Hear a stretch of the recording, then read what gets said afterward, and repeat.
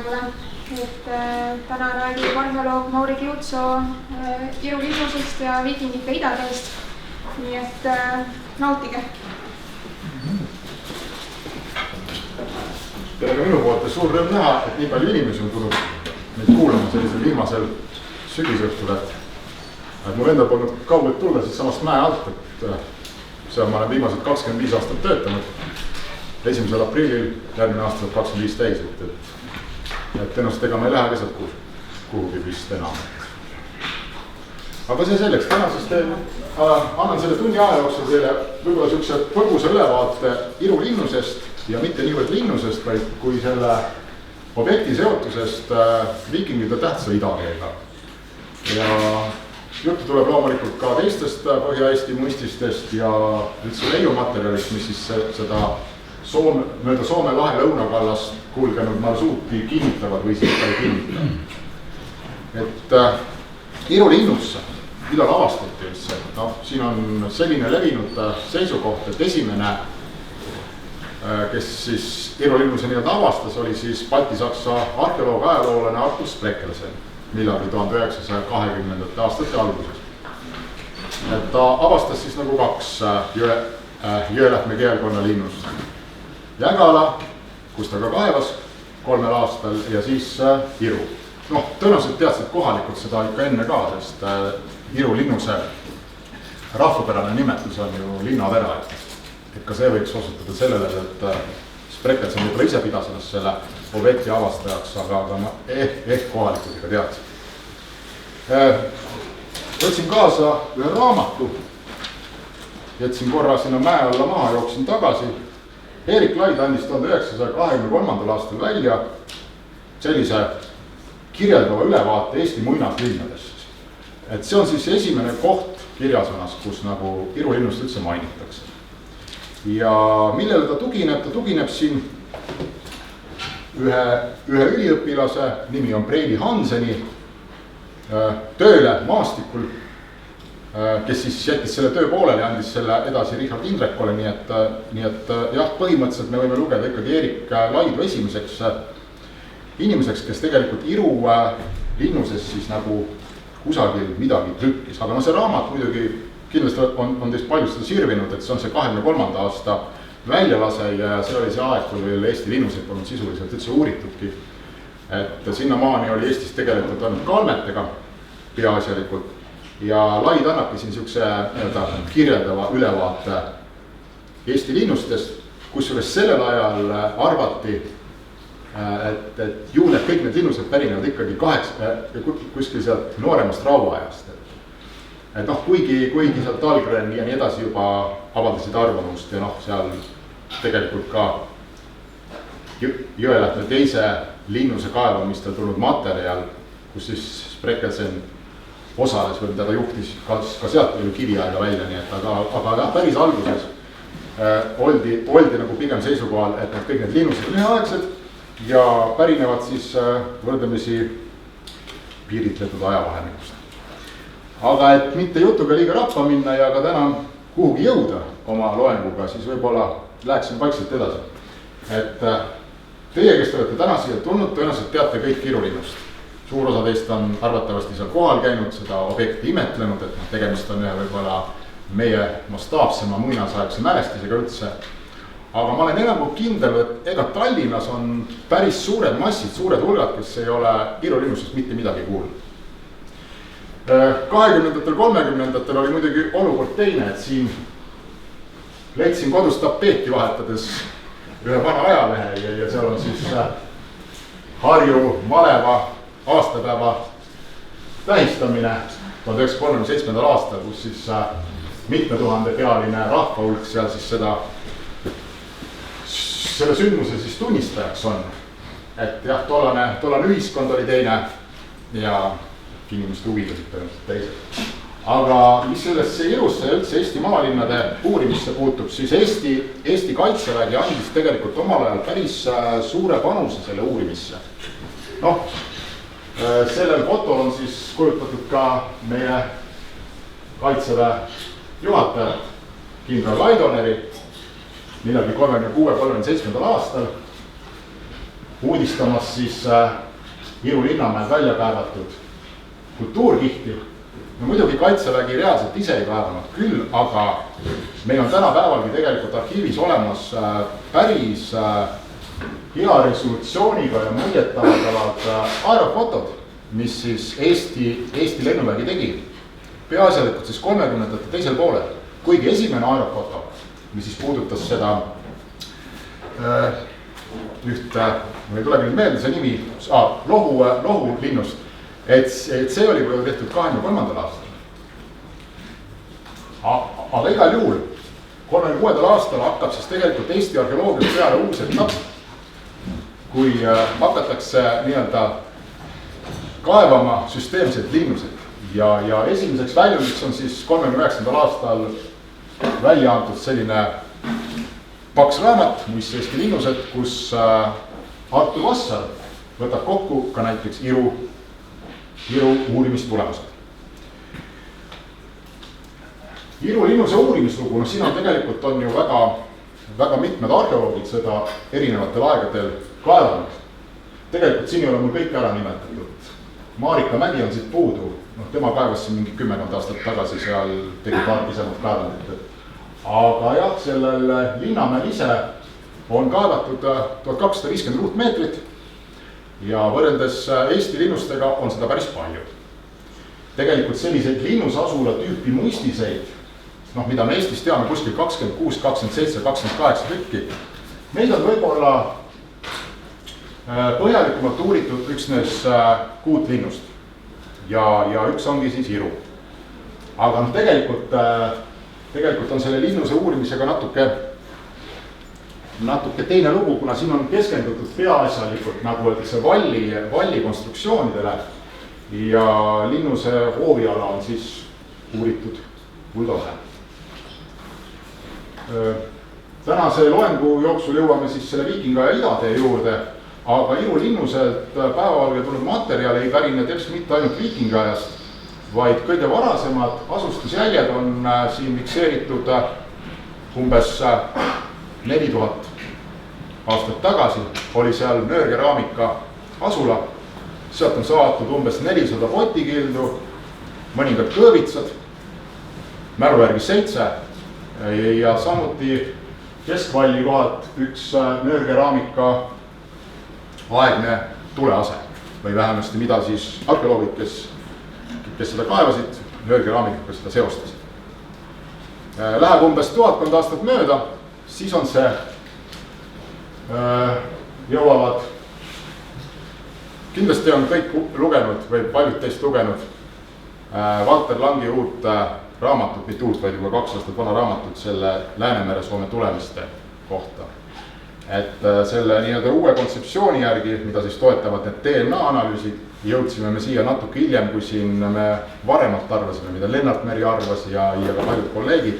Või me ei tea, kas see on tõsi, aga vähemasti Valter Lang on seda meelt, et need pronksiaegsed asulad, mis Eesti rannikupiirkondadesse tekkisid, siis umbes 800 enne Kristust kuni 600 enne Kristust, need on seotud Läänemere soomlastega, kes jõuavad siia Moskvalt. Kappavatel sõjaratsudel tõid siia pronksi valamisoskuse ja lülitusid siis ütleme Läänemere ülesesse pronksi vahetussüsteemi. Aga jah, see pronksiaegne kihistus selle linnamäel on juba hulga nagu sellisem tõsisem, et seda nimetatakse kindlustatud asulaks, eks on. Kõiki neid pronksiaegseid asulaid nimetatakse kindlustatud asulaks, aga Iru linnuselt endast ei ole tegelikult kindlustust jälgi nagu avastada sellest perioodist. See mägi ise on tegelikult ju looduslike kaitseomaduste poolest on väga sobiv koht mingi elupaiga valimiseks, eks on. Aga jah, mingeid niisuguseid jälgi, et see oleks nagu kindlustatud olnud taragalu või millegi muuga, seda ei ole. Küll aga on sealt avastatud materjali omajagu pronksivalu kohta hulgaliselt. Kui ma mainisin siin, et nöörkeraamika kilde katkeid, keraamikakatkeid on saadud kuskil 400, siis siit on teada umbes 4000 kindlustatud asulaaegset Savinu katket. Kindlustatud asulat, meil on Narva joaru veel, eks on ju, mis on nüüd suuresti hävitatud, noh, omal ajal seal kaevati nii palju ära, kui saadi selle. Siis on Saaremaal on, et noh, tegelikult Eesti rannikul nad paiknesidki ja moodustasid siis siukse omaette süsteemi. Ja neid inimesi, kes siis siia tulid, siis seostatakse tänapäeval vähemasti ühe koolkonna arvamuse järgi siis esimeste Läänemere soomlastega, mis tähendab seda, et langeraamikute ja nendega pole meil selle teooria järgi nagu midagi enam ühist. Aga see selleks. Nüüd jõuame tegelikult enne, kui me esimese aastatuhande teise poole juurde lähme ja Vikingajast räägime natuke, siis selle Linnamäelt on leitud veel ühe kindlustatud etapi jäljed, et see aeg oli siis Eelrooma rauaaeg. 200 enne Kristust on Valter Lang selle ajaldanud. Kadunud elulõugas pidas seda Rooma rauaaegseks, aga nüüd on pigem on nagu domineerib seisukoht, et samuti meie aja arvamise eelne kihistus, väga lühiajaline ja mitte midagi ütlev. Tõeline elutegevus algas siin aga kuskil 5.–6. sajandil, kui siin on 2 platood. Põhjaplatoo ja lõunaplatoo. Kui põhjaplatoole rajatakse, siis esimene kindlustus. Ja kui me nüüd Vikingajast räägime, siis 9. sajandil on näiteks olnud kaitstud see lõunaplatoo ja 10. sajandil siis põhjaplatoo. Nii et tegelikult need 2 platood ei ole nagu samal ajal nagu kasutusel olnudki. Linnusasula ise on te olete kindlasti, kes teie siin tänasel tulnud olete seda terminit kuulnud. Linnusasula on tegelikult selline muistis, mis tekibki eelviikingi ajal ja saavutab oma suurema ulatuse siis viikingi ajal. Ja see linnus moodustab ainult tegelikult ühe osa sellest asulast, olles siis sellest nagu valliga eraldatud. Eriti hästi tuleb see asula ja linnuse seos välja Pada väiksema Linnamäe juures, et kui te kunagi sinna satute, siis Pada seda väiksemat Linnamäge ka nagu eriti palju ei tunta, aga see omal ajal on Toomas Tamla poolt avastatud ja ka natuke selle eest ka uuringuid tehtud. Ametliku kontseptsiooni järgi jäetakse Iru linnus maha millal? 11 sajandil. Põhimõtteliselt on levinud seisukoht on see, et 11. sajandi alguses, võib-olla 1050 on siis Iru linnuse ülgamistaatum, et Iru linnus oli siis eelnevalt korduvalt maha põletatud ja nagu sellega oli siis sealne elutegevus lõppenud. Tegelikult on siin, üks on selge, 9. ja 10. sajandil oli Iru kõige intiimsema kasutuse aeg. Küll aga on Iru linnuse kaevamastelt tulnud välja huvitavad leiumaterjalid. Et siin on nüüd peale kantud need omaaegsed kaevandid. Et uuritud on, nagu ma korraga mainisin, peaasjalikult ainult neid vallikonstruktsioone, et hoovides on nagu vähe kaevatud. Ja siin lõunaplatoo, põhi on seal, lõunaplatoo loode nurgast on tulnud välja siis münte, mis pärinevad siis ütleme Iru linnuse mahajätmise järgnevast ajast, ehk siis 11. sajandi teisest poolest. Mõni münt on seal ka varasem, aga need on need friisimündid, mis jõuavad siia kindlasti mitte varem kui 1060. aastatel seoses siis friiside lühiajalise kaubandusliku invasiooniga Loode Venemaale. Ja ega tollal ei sõelutud. Tollal ei olnud kasutatud metallidetektorit, eks. Nii et põhimõtteliselt, et ega me ei tea, mis sealt on leitud või ei ole. Igal juhul nii palju neid münte on jõudnud meie muuseumikogudesse. Ja Valter Lang arvas omal ajal, et kui need 2 araabia dirhemit, need punased, millest üks avastati siis keskvalli rusude alt kõrvalt, teine ühe omaaegse tulepesa juurest, et need pärinevad linnuse perioodist, 10. sajand, siis need Lääne-Euroopa denaarid on sattunud Iru Linnamäele siis Iru asula kasutamise hääle kaudu. Tegelikult tulid välja, ütleme, poole meetri sügavuselt olid need kõige sügavamad mündid. Aga ma ise ise nagu ei peaks nende ladestamiskohaks just seda nurka. Sellepärast, et Iru linnusel on selline huvitav asi, et see koht on olnud sajandid põllu all esiteks. Ja teiseks on Linnamäe algne looduslik kalle olnud selgelt sinna lääne poole. Nii et kui kõige parem näide on see 58. aasta kaevand, kus siis Ain, sa mäletad, Vassar vist juhatas seda veel, eks või? Ja aga Vassar oli juba tollal kõrges vanuses, nii et tegelikult teostas seal töid üks minu eelkäijast numismaatika Arkadi Margõõri. Et ega sealt leida väga ei tulnud, aga see situatsioon on seal äärmiselt huvitav, sest selle 58. aasta kaevandis tegelikult tuli looduslik aluspinnas vastu juba 25-30 sentimeetri sügavusel, sisuliselt kohe.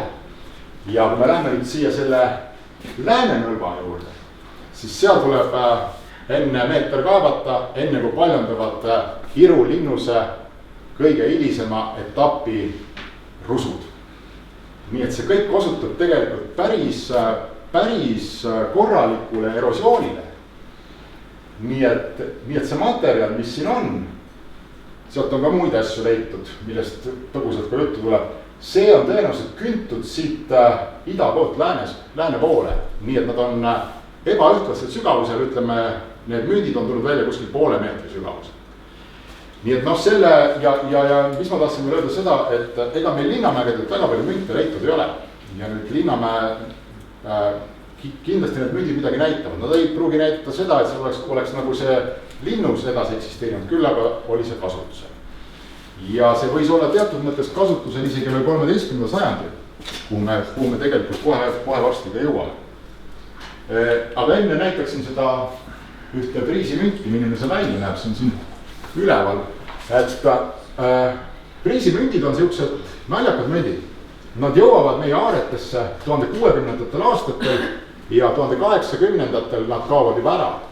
Nii et väga konkreetne ajajärk. Muidu on muinasaegsete müntidega selline natuke keeruline lugu, et võib isegi siin aastast 1000 pärinev münt olla rippunud kaelakees või siis kuskil Kaupmäe pungas isegi veel 200 aastat hiljem. Nii et aga teatud aarete võrdlus annab meile ikkagi pidepunkti selle kohta, et need priisimündid, kuna nad olid kehvemast hõbedast, siis nad võrdlemisi ruttu lükati tegelikult tollasest kaalurahandusest, rahalinnusest kõrvale. Ja siin jätta need 2 aaret kõrvale, siis tegelikult nende priisimüntide leiukohad. Siia on märgitud peale mul ainult aarded, mis koosnevadki peaasjalikult priisimüntidest. Need seostuvad siis selle Põhja-Eestiga ja siis Loode Venemaaga. Ja siin kolleegid Venemaalt on sellest palju kirjutanud, soomlased, sakslased ise. Et arvatavasti siis oli tegemist Friisimaalt lähtuva majandusliku ekspansiooniga Loode Venemaale, mis kestis väga lühikest aega. Ja see on see aeg, kui minnakse mööda Gotlandist. Täiesti erandlik olukord. Et veeteed paiknevad ümber Läänemere regioonis ja muidugi lühiajaliselt, sest Gotlandit pole leitud praktiliselt üldse priisimünti. See on siis mõned kaevamispildid sellest Põhjaplatoo lääneosast, et need on siis omaaegselt linnuse Läänevalli rusud. Ja siis nende kõrvalt, osaliselt ka pealt näete, tulid välja need mündid, mis tegelikult ei sobitu nagu väga sellesse Iru ametliku kasutusaega. Ja mündiga on lihtne, et seal nagu meil on see varasem võimalik vervimisaeg on paigas ja sealt alla poole enam minna ei saa ja ülesse poole saab alati minna. Õnneks nende Priisimaa müntidega tuleb ka seal mingisugune konkreetne daatum ette. Siin on veel paar pilti illustreerimaks seda minu juttu erosioonist. Et siin on siis Lääne-Nõlvale kaevatud tranšee ja siin on näha, kuidas kogu see materjal on vallijäänused ja ka üksikud leiud on siis valgunud siia Lääne valli peale. Kusjuures näete, siin Ida-Nõlval ei ole praktiliselt üldse liidu materjali. Et sellele tegelikult osutas, ma olen ju omal ajal kõik need Vassari aruanded läbi lugenud, et ta seal tegelikult räägib sellest üksipulgi ja ta 30ndatel aastatel oli Vassar tegelikult, vähemasti minu silmis oli siuke tõsine uurija, sest tema oli see, kes tollal väga hästi adus pioneerina, et korriste kaupa kaevamine sellisel linnusel ei ole kõige õigem lahendus. Mis tähendab korriste kaupa kaevamine? Horisontaaljoonet tõmbad, eks, ja hakkad kaevama, aga siin satud on ühele plaanile on kantud siis kiviaegsed leiud ja siis hilisrauaaegsed leiud. Et tema siis 30ndatel mainib seal oma aruannetes, et selle iru puhul peaks nagu jälgima tegelikult neid omaaegseid kihistusi. Mis on samas tegelikult väga keeruline, sest et Walter Lang on oma selles paksust kaheosalises monograafias kirjutanud ka, kuidas tegelikult Iru linnusel ei ole vist väga hästi võimalik jälgida seda vertikaalset stratigraafiat. Et Iru linnusel on ju see kontseptsioon on sellega seostub, et see kõige hilisem etapp, see nii-öelda kivilinnus, mis asus Põhjaplatool, et see siis rajati 900. aasta paiku ja 950. aastal oli selle kõpitsemine, kuna ta oli saanud tules kahjustada ja 11. alguses kaob ta tegelikult nagu ära.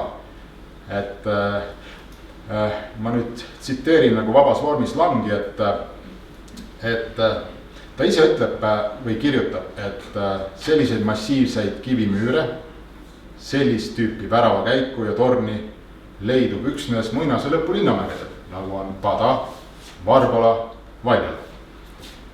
Aga ta ikkagi jääb oma sellele stratigraafiale kindlaks, et linnus on rajatud 900. aasta paiku ja ta põhjendab seda sellega, et ju oli tegemist siis ebatavaliselt varajase näitega. Nii et Iru puhul on tegelikult veel väga palju asju lahtised ja mind kõige rohkem huvitab see leiumaterjal, mida te siin näete. See tuli samast kohast, kus tulid need friisimündid. Tegemist on muuseas 150 aastat hilisemate leidudega. Kindlasti polnud 1250 aasta paiku sellel kohal mingit linnust. Meil on olemas ju Taani hindamisraamatu andmed, eks on ju, meil on olemas üks luustik, mis pärineb 13. esimesest poolest, mis on leitud Põhjavallist ja aga see leiumaterjal, et kes on vähegi Tallinnas kaevanud, muidugi pildi järgi võib-olla ei saa aru. Aga kui te neid käes hoiate, siis tegemist on täpselt analoogse materjaliga, mida saadi Tallinna Raekoja platsi kõige varasemast säilinud kihistusest. Ehk siis 1250, 1275.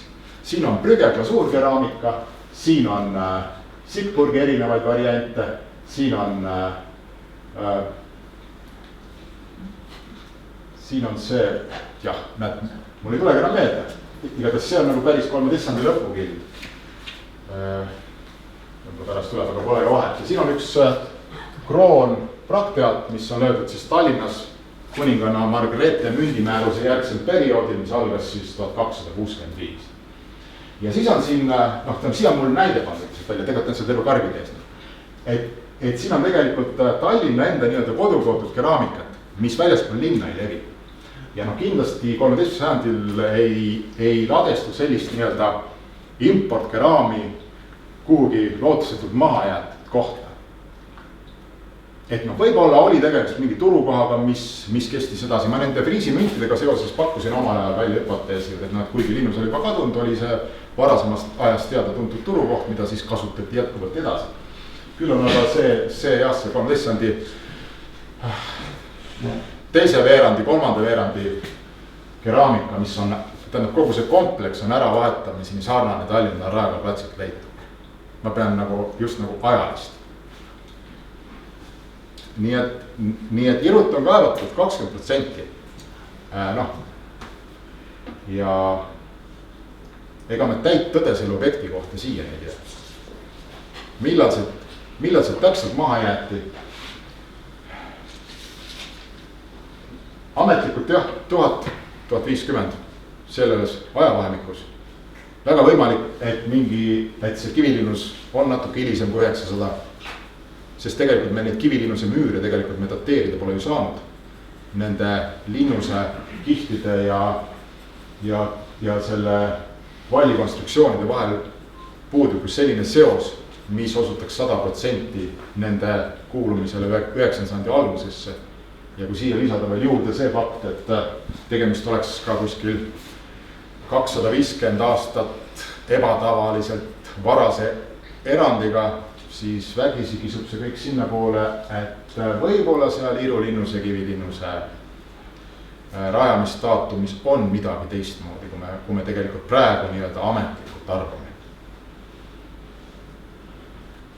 Aga see kõik ei tähenda nagu üldises kontekstis midagi, see tähendab 9. ja 10. sajandi kontekstis, mis jääb vaieldamatult Iru-Linnuse selleks kõige võimsamaks perioodiks.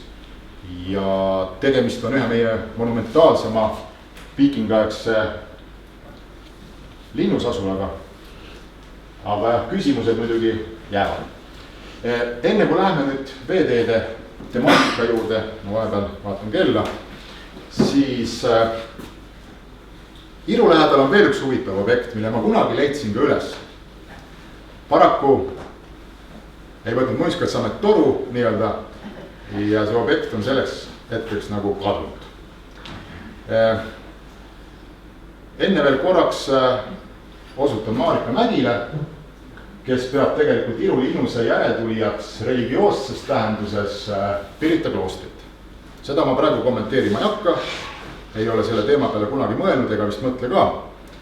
Aga siis peaks juba nagu ütleme korrektsuse huvides mainima Linnamäelt umbes 1 kilomeetrit läänes asunud Väo linnamõisa, mille näol on tegemist tegelikult kõige varasema Tallinna linnamõisaga, mis analoogselt Pirita kloostriga rajati samuti 15. sajandi alul. Küsimus muidugi on selles, kas enne Väo linnamõisa asutamist võis samal Liivimaa ordule kuulunud maalapil paikneda mõni mõis või rajati tõepoolest täiesti uus maja. Selles küsimuses nagu uurijate seisukohad paraku lahkuvad. Tallinnas oli keskajal ju 3 linnamõisa. Väo, Rae ja Kautjala. Kui ma nüüd selle Kautjalaga nüüd mööda ei pannud. Aga suurt vahet ei ole. Ütleme, see Väo oli neist kindlasti kõige varasem.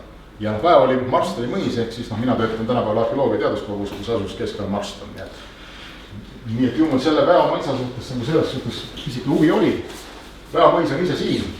Vanemad inimesed võib-olla mäletavad, et mulle rääkis sellest kunagi lahkunud kolleeg Tanel Moora, kui me temaga seal kandis ringi sõitsime, et 60-ndatel oli seal veel Väo mõisast säilinud mingid varemed, klassitsistlikus stiilis varemed.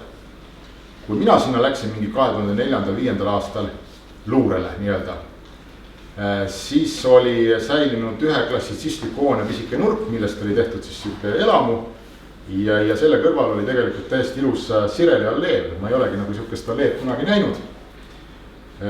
Ja ma sattusin sinna täiesti juhuslikult, et ega mul mingit dokumenti taskus polnud, et kes ma siuke olen, et siin stendil on küll kirjutatud, et seal selle ehitustegevusel silma peal hoides tegemist ei ole mitte arheoloogilise järelevalvega, vaid Varksi ringi liikumisega. Ja ma valisin selleks päevaks jaanipäeva varahommikul, et siis on kõik valvurid, kes ehitused platsid on reeglina nagu teises olekus natukene. Päris ei õnnestunud see käik mul seal, kuna üks valvur oli püsti ja jahipüss oli ka muidugi. Aga mul õnnestus läbi, seal oli nagu kaevatud erinevaid tranšeesid, vundamente.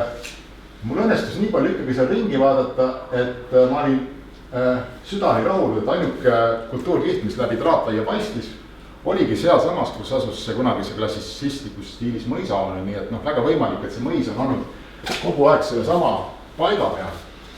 Et selle objektiga läks paraku niimoodi, et ma tegin isegi loomulikult mingisuguse eksperthinnangu selle kohta. Käsikiri on olemas erinevate instantside arhiivides, aga 2-3 aastat tagasi tegelikult ehitati see täis ja lükati kokku. Kurb. Nii et jah, see selleks. Nüüd natuke lõbusama teemal, ehk siis tänase loengu peateemal, kuna ma olen tänasest loengut juba vist pool tundi ära rääkinud, siis ma pean nüüd hakkama siin valima, millest rääkida, millest mitte rääkida. Mis tähendab üldse Iru-Linnus ja Idatee ja kuidas sai Iru-Linnus asuda omal ajal nagu tähtsal kohal, võttes siis aluseks tollaseid kaugkaubandusteid ja asi oli väga lihtne, tollal oli ju meil igal pool domineeris ju veesidusliiklus. Et maismaatransport oli siin Põhjalas nii viikingi ajal kui ka päris mõne aasta lõpul ju selgelt sekundaarse tähtsusega. Et selle kohta leiame andmeid ka omaaegsetest kroonikatest. Ma olen kirja pannud selle, et 11. Bremini Aadama kroonikast leiab informatsiooni selle kohta, et reis tänapäeva Lõuna-Rootsist Kirkasse olevat võtnud maitsi umbes kuu, Meritsi aga ainult 5 päeva. Tõenäoliselt 5 päeva tähendas seda, et seilati loomulikult ilma peatustega. Ja eks nende veeteede osas ole ka muidugi väga erinevaid kaarte, väga erinevaid seisukohti. Ja tähendab, viikingid ei rajanud ju idateed, eks see oli ju need Loode Venemaa ja Põhjala suured jõed olid ju kasutusel juba sajandeid enne viikingaega. Ja nii kohalike poolt, sealhulgas ka meie sugulasrahvaste poolt, Läänemere soomlaste poolt. Viikingid olid need, kes võib-olla võtsid nagu selle kõik kokku ühtseks süsteemiks, ehk siis Põhjalast Kaspia ja Musta mereni kulgenud veeteede võrgustikuks. Varasemal ajal oli muidugi Rootsi kolleegid selgelt seisukohal, et juba siin eelviikingi aja alguses, et siis juba nagu seilasid nagu rootslaste esivanemad nende Loode Venemaa suurtel jõgedel. Nüüd ollakse ikkagi nagu päris palju tagasi tõmbutud, et siin üks vene kolleeg, mul ei tule nimi meelde praegu, kes kaitses Prantsusmaal oma doktoritöö minu meelest on väga veenvalt tõestab ära selle, mida tegelikult meie siin Eestis oleme kogu aeg arvanud, et siin eelviikinga alguses ja keskpaigas, see on siis 700 ja enne seda tegelikult skandinaavlased väga palju Loode Venemaa sügavustesse edasi ei seilanudki. Ja välja arvatud siis ainult Laadoga piirkond, kus käidi karusnaha äri ajamas. Et tollal olid ikkagi, ütleme, see oli see aeg, kui need veeteed olid kohalike kontrolli all, kaasa arvatud siis meie. Et kui me läheme siin nüüd rauaajast räägime, siis minu jaoks on kõige huvitavam periood see Rooma rauaaja teine pool, 3.–4. sajand, kui järsku ilmneb, et mööda seda Dnepri veeteed on jõudnud meile Mustalt merelt otse mündid, mille sarnasid tegelikult mujal üldse leitud ei olegi.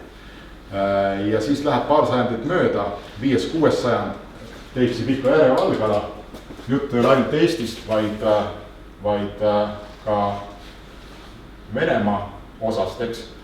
Et sealt on avastatud siis ütleme Haagi ja Aasaga suletavad kaelavõrud väga erinevates saaretes, mis on valmistatud Musta mere ääres ja mida ei leitu ei valgevenelastel, ukrainlastel, lätlastel, leedulastel. Meil on Eestist avastatud sellest perioodist 5.–6. sajand 2 Bütsantsi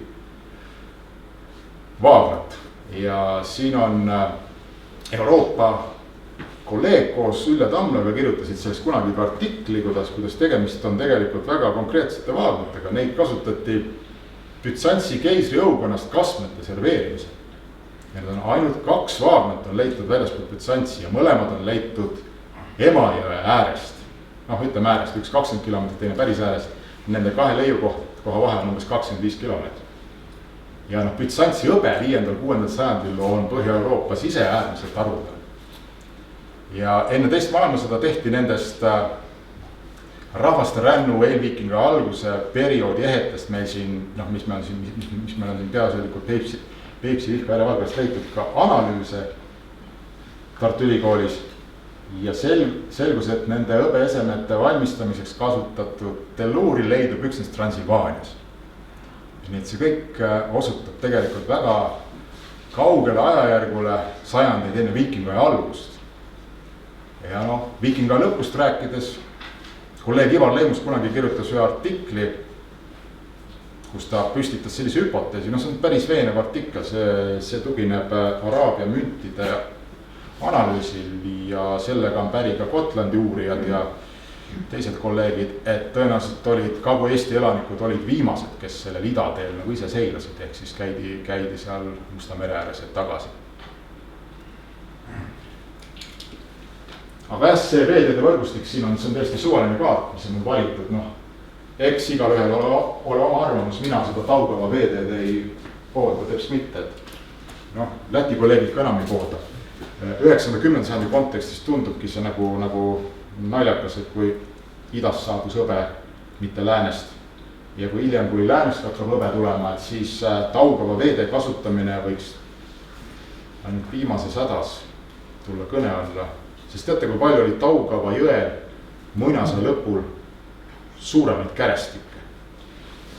Läti geoloogid on selle välja selgitanud. Keegi pakub? No mitu 10 peale. 140. Ja see tähendab seda, et igal pool pidid sa ju võtma selle laeva või paadi maale tirima ja eks seal küsiti ka makse. Ja see veetee, mida siin Eesti arheoloogid on varasemale suhteliselt vähe propageerinud, vastupiditses siis Vene kolleegidele, ehk siis veetee, mis saab alguse Soome lahet mööda Narva jõge, Peipsi järve idakallast, Pihkva läänekallast pidi edasi Velikaja peale, Seal, kui nüüd Narva Joaru kosest üle saab ja sinna Peipsini jõuab, siis ootab ju ees lai avar veteväli, et sõua nii palju kui jõuad. Ja järgmine tõsisem takistus on alles Velikaja keskjooks. Ja minnes edasi, see on kõige märjem marsuut tegelikult Mustale merele, kui siit Põhjalast tulda. Sest Velikajat mööda mindi edasi Issale. Issa on Velikaja lisajõgi, kunagi oli Velika nimi ka Issa, mis tuleb Läänemere soome keelest, eks on ju, mitte siis isa, vaid iso, Velikaja. Ja jõudes välja seal Sebesi järvede piirkonda, mis on siin enne seda, kui see Taugavalt see Polotsk on, eks. Seal on tegelikult, kui tollast veetaset arvestada, siis oli seal vaja paate laevu lohistada ainult maksimaalselt 600 meetrit, enne kui sa jõudsid tegelikult Taugava siia jooksu peale. Ja kui siin oli siis see 2 suure jõe veelahe, eks on, Nostova oli väga tähtis sõlmpunkt, siit edasi tuligi Dnepr. Et kui siit Volhovit ja Lovatit mööda tulla, siis seal tegelikult seal lähed lolliks nende paakide laevade rohistamisega. Miks siis valiti alguses tegelikult Volhovi ja Lovati marsuut, sest see, millest ma praegu rääkisin, see on tegelikult suhteliselt hiline, see on 10. sajandi teema. Aga kui see viikingite idatee alguse saab 9. umbes aastal 800, eks on ju natuke varem tegelikult 750 rajatakse juba uute teadmiste järgi see vana laadaga kauplemiskeskus nii-öelda vepslaste põlisele asualale, siis alguses tegelikult mindi rohkem siia Volga peale. Ja kui siit minna, siis on sul valida, kas sa saad minna Dnepri peale või Volga peale, eks on. Aga Volga keskjooksul elasid bulgarid. Need olid parajad liigkasuvõtjad. Siin on keegi Ameerika kolleeg on kunagi kirjutanud, et need võtsid isegi 1000% liigkasu seal, kui nad selle punni ette võtsid. Asi oligi sellest, et nad ei lasknud enam Põhjalast tulnud kaupmehi ja seiklejaid oma maadelt edasi, vaid jagasid matsu läbi ja hakkasid ise nagu vahendama. Ja siis see Volga veetee tegelikult muutus nagu vähetähtsaks. Ja see on just see aeg. Tähendab, nad võtsid vastu moslemi usu bulgarid kusagil 9. sajandi lõpul, võib-olla ka sutsu varem. Ütleme, aastast 900 ei lastud enam Põhjast tulnud kaupmehi bulgari aladelt edasi. Ja kui sa oled ärimees, sest need olid ju kõik kasu peal väljas, siis loomulikult hakati eelistama suundasid, kus sa said otse ja vahetult sõita kauba järgi. Ja siis ei olnud mõistlik enam Volhovi Lovati kaudu minna, kuna siin oli tõesti raske. Tähendab, kes nagu Venemaa geograafiat teab seal nende seda jõetaset ja neid kärestikke, siis seal on tegelikult see on nagu paras katsumus, mis seal nagu ees ootab. Et siis loomulikult tuldi mööda Peipsi Pihkva järve. Mindi Velikat pidi Taugava peale, seal ületati veelahe Nostova juures ja juba ootas ees Kiiev. See ongi põhjendus selle veetee võib-olla nagu hilisemale kasutuselevõtule kui viikinga algus. Viikinga alguses, kui sul oli vaja sõita, mõelda üks päev Volgale, teine päev Dneprile, siis mindi vana laadaga kaudu. Aga kui see Volga suund muutus nagu vähe tähtsaks, neile, kes tegelikult äri ajasid, siis otsustati tõenäoliselt kusagil, eks nad kõik mõtlesid neid erinevaid variante läbi, kes ega siis mida rutem see kuhugi jõuad ja mida väiksema vaevaga seda parem, siis hakkaski tegelikult rohkem tähtsust omama seesama veetee, mida me tunneme tegelikult Vene kroonika järgi nimetuse all variaagidest kreeklasteni. Vanasti nimetati seda Nestori kroonikaks, nüüd on sellel teine paralleelne nimi vist, ainsa, kuidas see on, kas ajalike aastate lugu, jah. Et seal tegelikult mainitakse seda veeteed Variagidest kreeklasteni esmakordselt siis tegelikult nagu tagurpidi. Ja see teine veetee, millest ma enne natuke rääkisin, see Volga, see oli siis kandis nime Variagidest Bulgariteni. Tulles nüüd juba siia Irule lähemale ehk siis Eestisse, et siis natuke ma võib-olla see juttu kordan, tegelikult vist eriti mitte. Et viikingaja olulisem kaugkaubandustee oli siis Austerweger ehk idatee, mis sai alguse Pirkast, suundus peale Ahvenamaa ja Edela-Soome sadamate läbimist Rävala peale, kulgedes siit peale juba pikki Põhja-Eesti rannikut edasi Loode Venemaa suunas. Ja sealsete suurte jõgede kaudu oligi võimalik seilata edasi kas siis Kaspia või ka Mustale merele.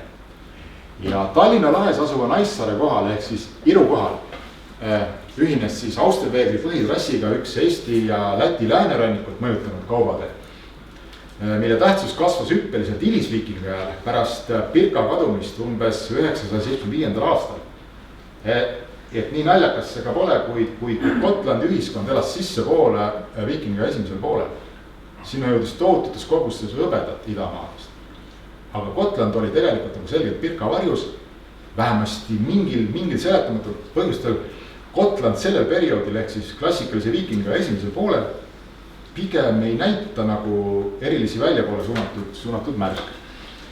Ja seesama veetee, millest ma ennist nagu rääkisin, selle tekkel oligi just keskne roll nii-öelda ärganud Gotlandi saaret, kus pärit meresõitjad võtsid Kuramaa rannikule jõudes kursi põhja poole, läbisid rannikulähedastes vetes liikudes Suure väina ja seilesid seejärel juba edasi Soome lahe suunas.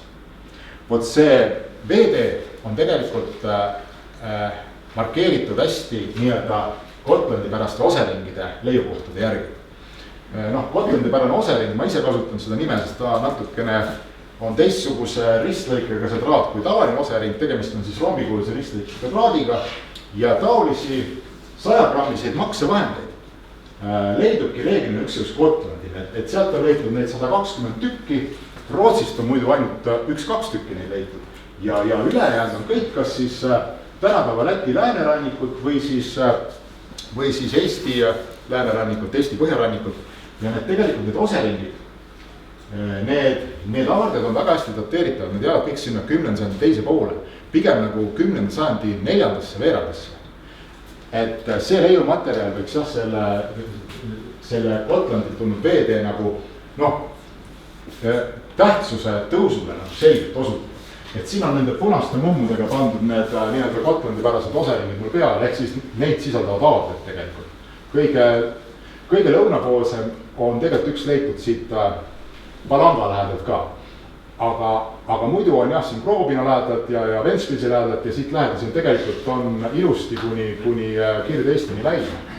Need rohelised mummud on tegelikult Eesti-pärased oseringid, millest ma siinkohal täna pikemalt pajatama ei hakkaks, see on üks täiesti omaette müstiline teema.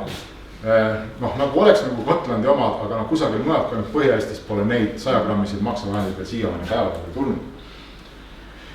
Siin on üks Kingsi lähedalt Matsalu laheärest avastatud aare, mida me Ülle Tamme ja Tarvi Toomega kunagi välja käisime kaevamas, et see aare on sellest täitsa erandlik, et tegemist oli tõenäoliselt siukse jõuka kaupmehe varandusega, et ega Gotlandil endal on ka neid oseringe aaretes vähe, nagu kokku on 120 eksemplari. Tavaliselt on üks osering, siin jälle 100-200 münti, mis iganes, aga see aare tegelikult koosneski nendest Gotlandi oseringidest. Ja siin olid veel tegelikult meie Baltikumi kõige vanemad viikingaegsed kaalud veel kõigele lisaks.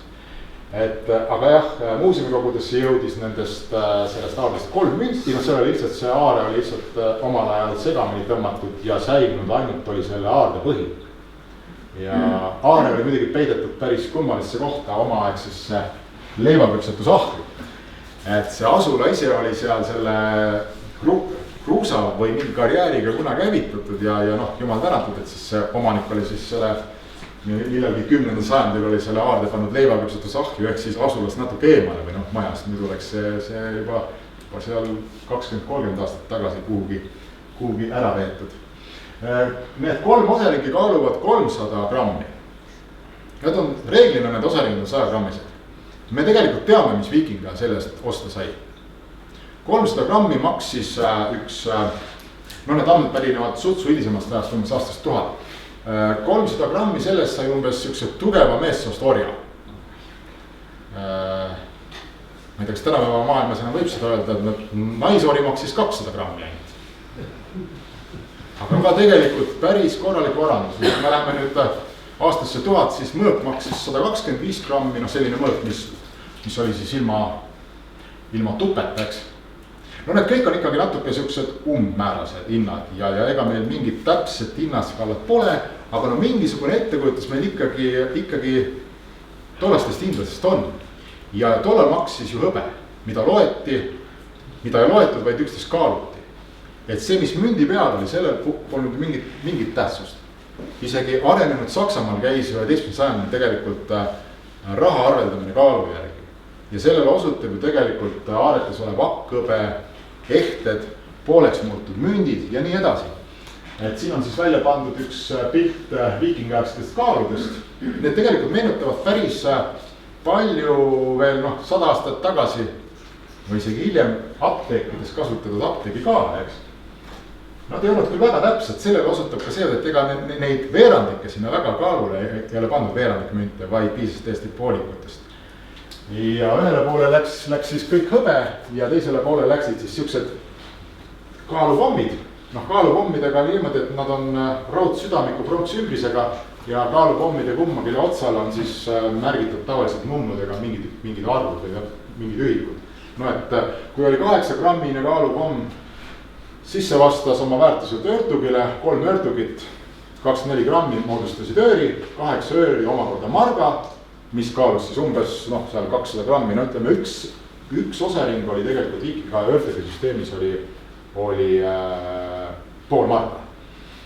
Aga kõigil ei ole sugugi mitte mingid mummukesed vaid on ka araabia keelseid soperdisi, sellest, et soperdisid, et kui siukest kirja oleks seal Musta mere kandis kellelegi näidanud, ega keegi poleks aru saanud. Need on kuskil tõenäoliselt Pirka kandis tehtud, kus on proovitud selle Dirhemit mu siin pole, Dirhemi mündi keskset legendi jäljendada. Dirhemil ju on ainult peal araabiakeelsed kirjad, eks. Sest islam tegelikult, ta küll otseselt elusolevate kujutamist ei keela, aga ta ei soosi seda. Nii et araabia mündid, need näevad kõik välja ühesugused. Tavaliselt on see keskel siuke ABC keskel kiri, et ei ole jumalat peale, Allahi ei ole tal kaaslast. Ja siis siin on siis keegi kas Pirkas või kuskil lähemal proovinud siis seda teksti tegelikult sinna nii-öelda kaalupommile peale panna. See on ka päris raske kaalupomm, see on minu mõelest on see margane kaalupomm. Ja need kaalupommid tulidki meile tegelikult idamaadest. Et see nii-öelda kaalurahandus jõudis meile tegelikult päris viikingu aja alguses ja mööda seda suurt loode Venemaa veeteed. Ma tean, et siin Eestis on leitud nüüd 2 päris oma araabia kaalupommi ka, mis näevad teistsugused välja ühest kohast, sellest hetkel veel rääkida ei saa. Nii et arheoloogia on selles suhtes selline imeline teadmus, et ega siin iga aasta võib mingeid leide tulla, mis täpsustavad või ka lükkavad ümber varemat kirja pannud. Seal on üleval üks plekk, eks on nagu tavainimene leiab selle põllult, just metallidetektorit käes ei ole, eks on, siis ta muidugi piisab. Siis, et ega väga keegi ei tulegi peale, et tegemist on omaaegse rahaga, viikingaegse rahaga. Tegelikult tunneb ka ilma metallidetektorit ära selle, sest et kui te näete seal neid proovijälgi peal, et viikingaegsed kaupmehed olid nii levinud tüübid või nad olid nii osavad tüübid, et nad proovisid hambaga nagu hõbeda kvaliteeti. Nii et mida rohkem neid kriime ja täkkeid nende kasvatud müntide peal on neid, seda rohkem on see münt omal ajal tegelikult ringluses olnud. Ja see kaalurahandus tegelikult lõpeb meil Eestis ja Põhjamaades. Millal? Keegi teab? Oskab pakkuda? See on tegelikult väga täpselt fikseeritud.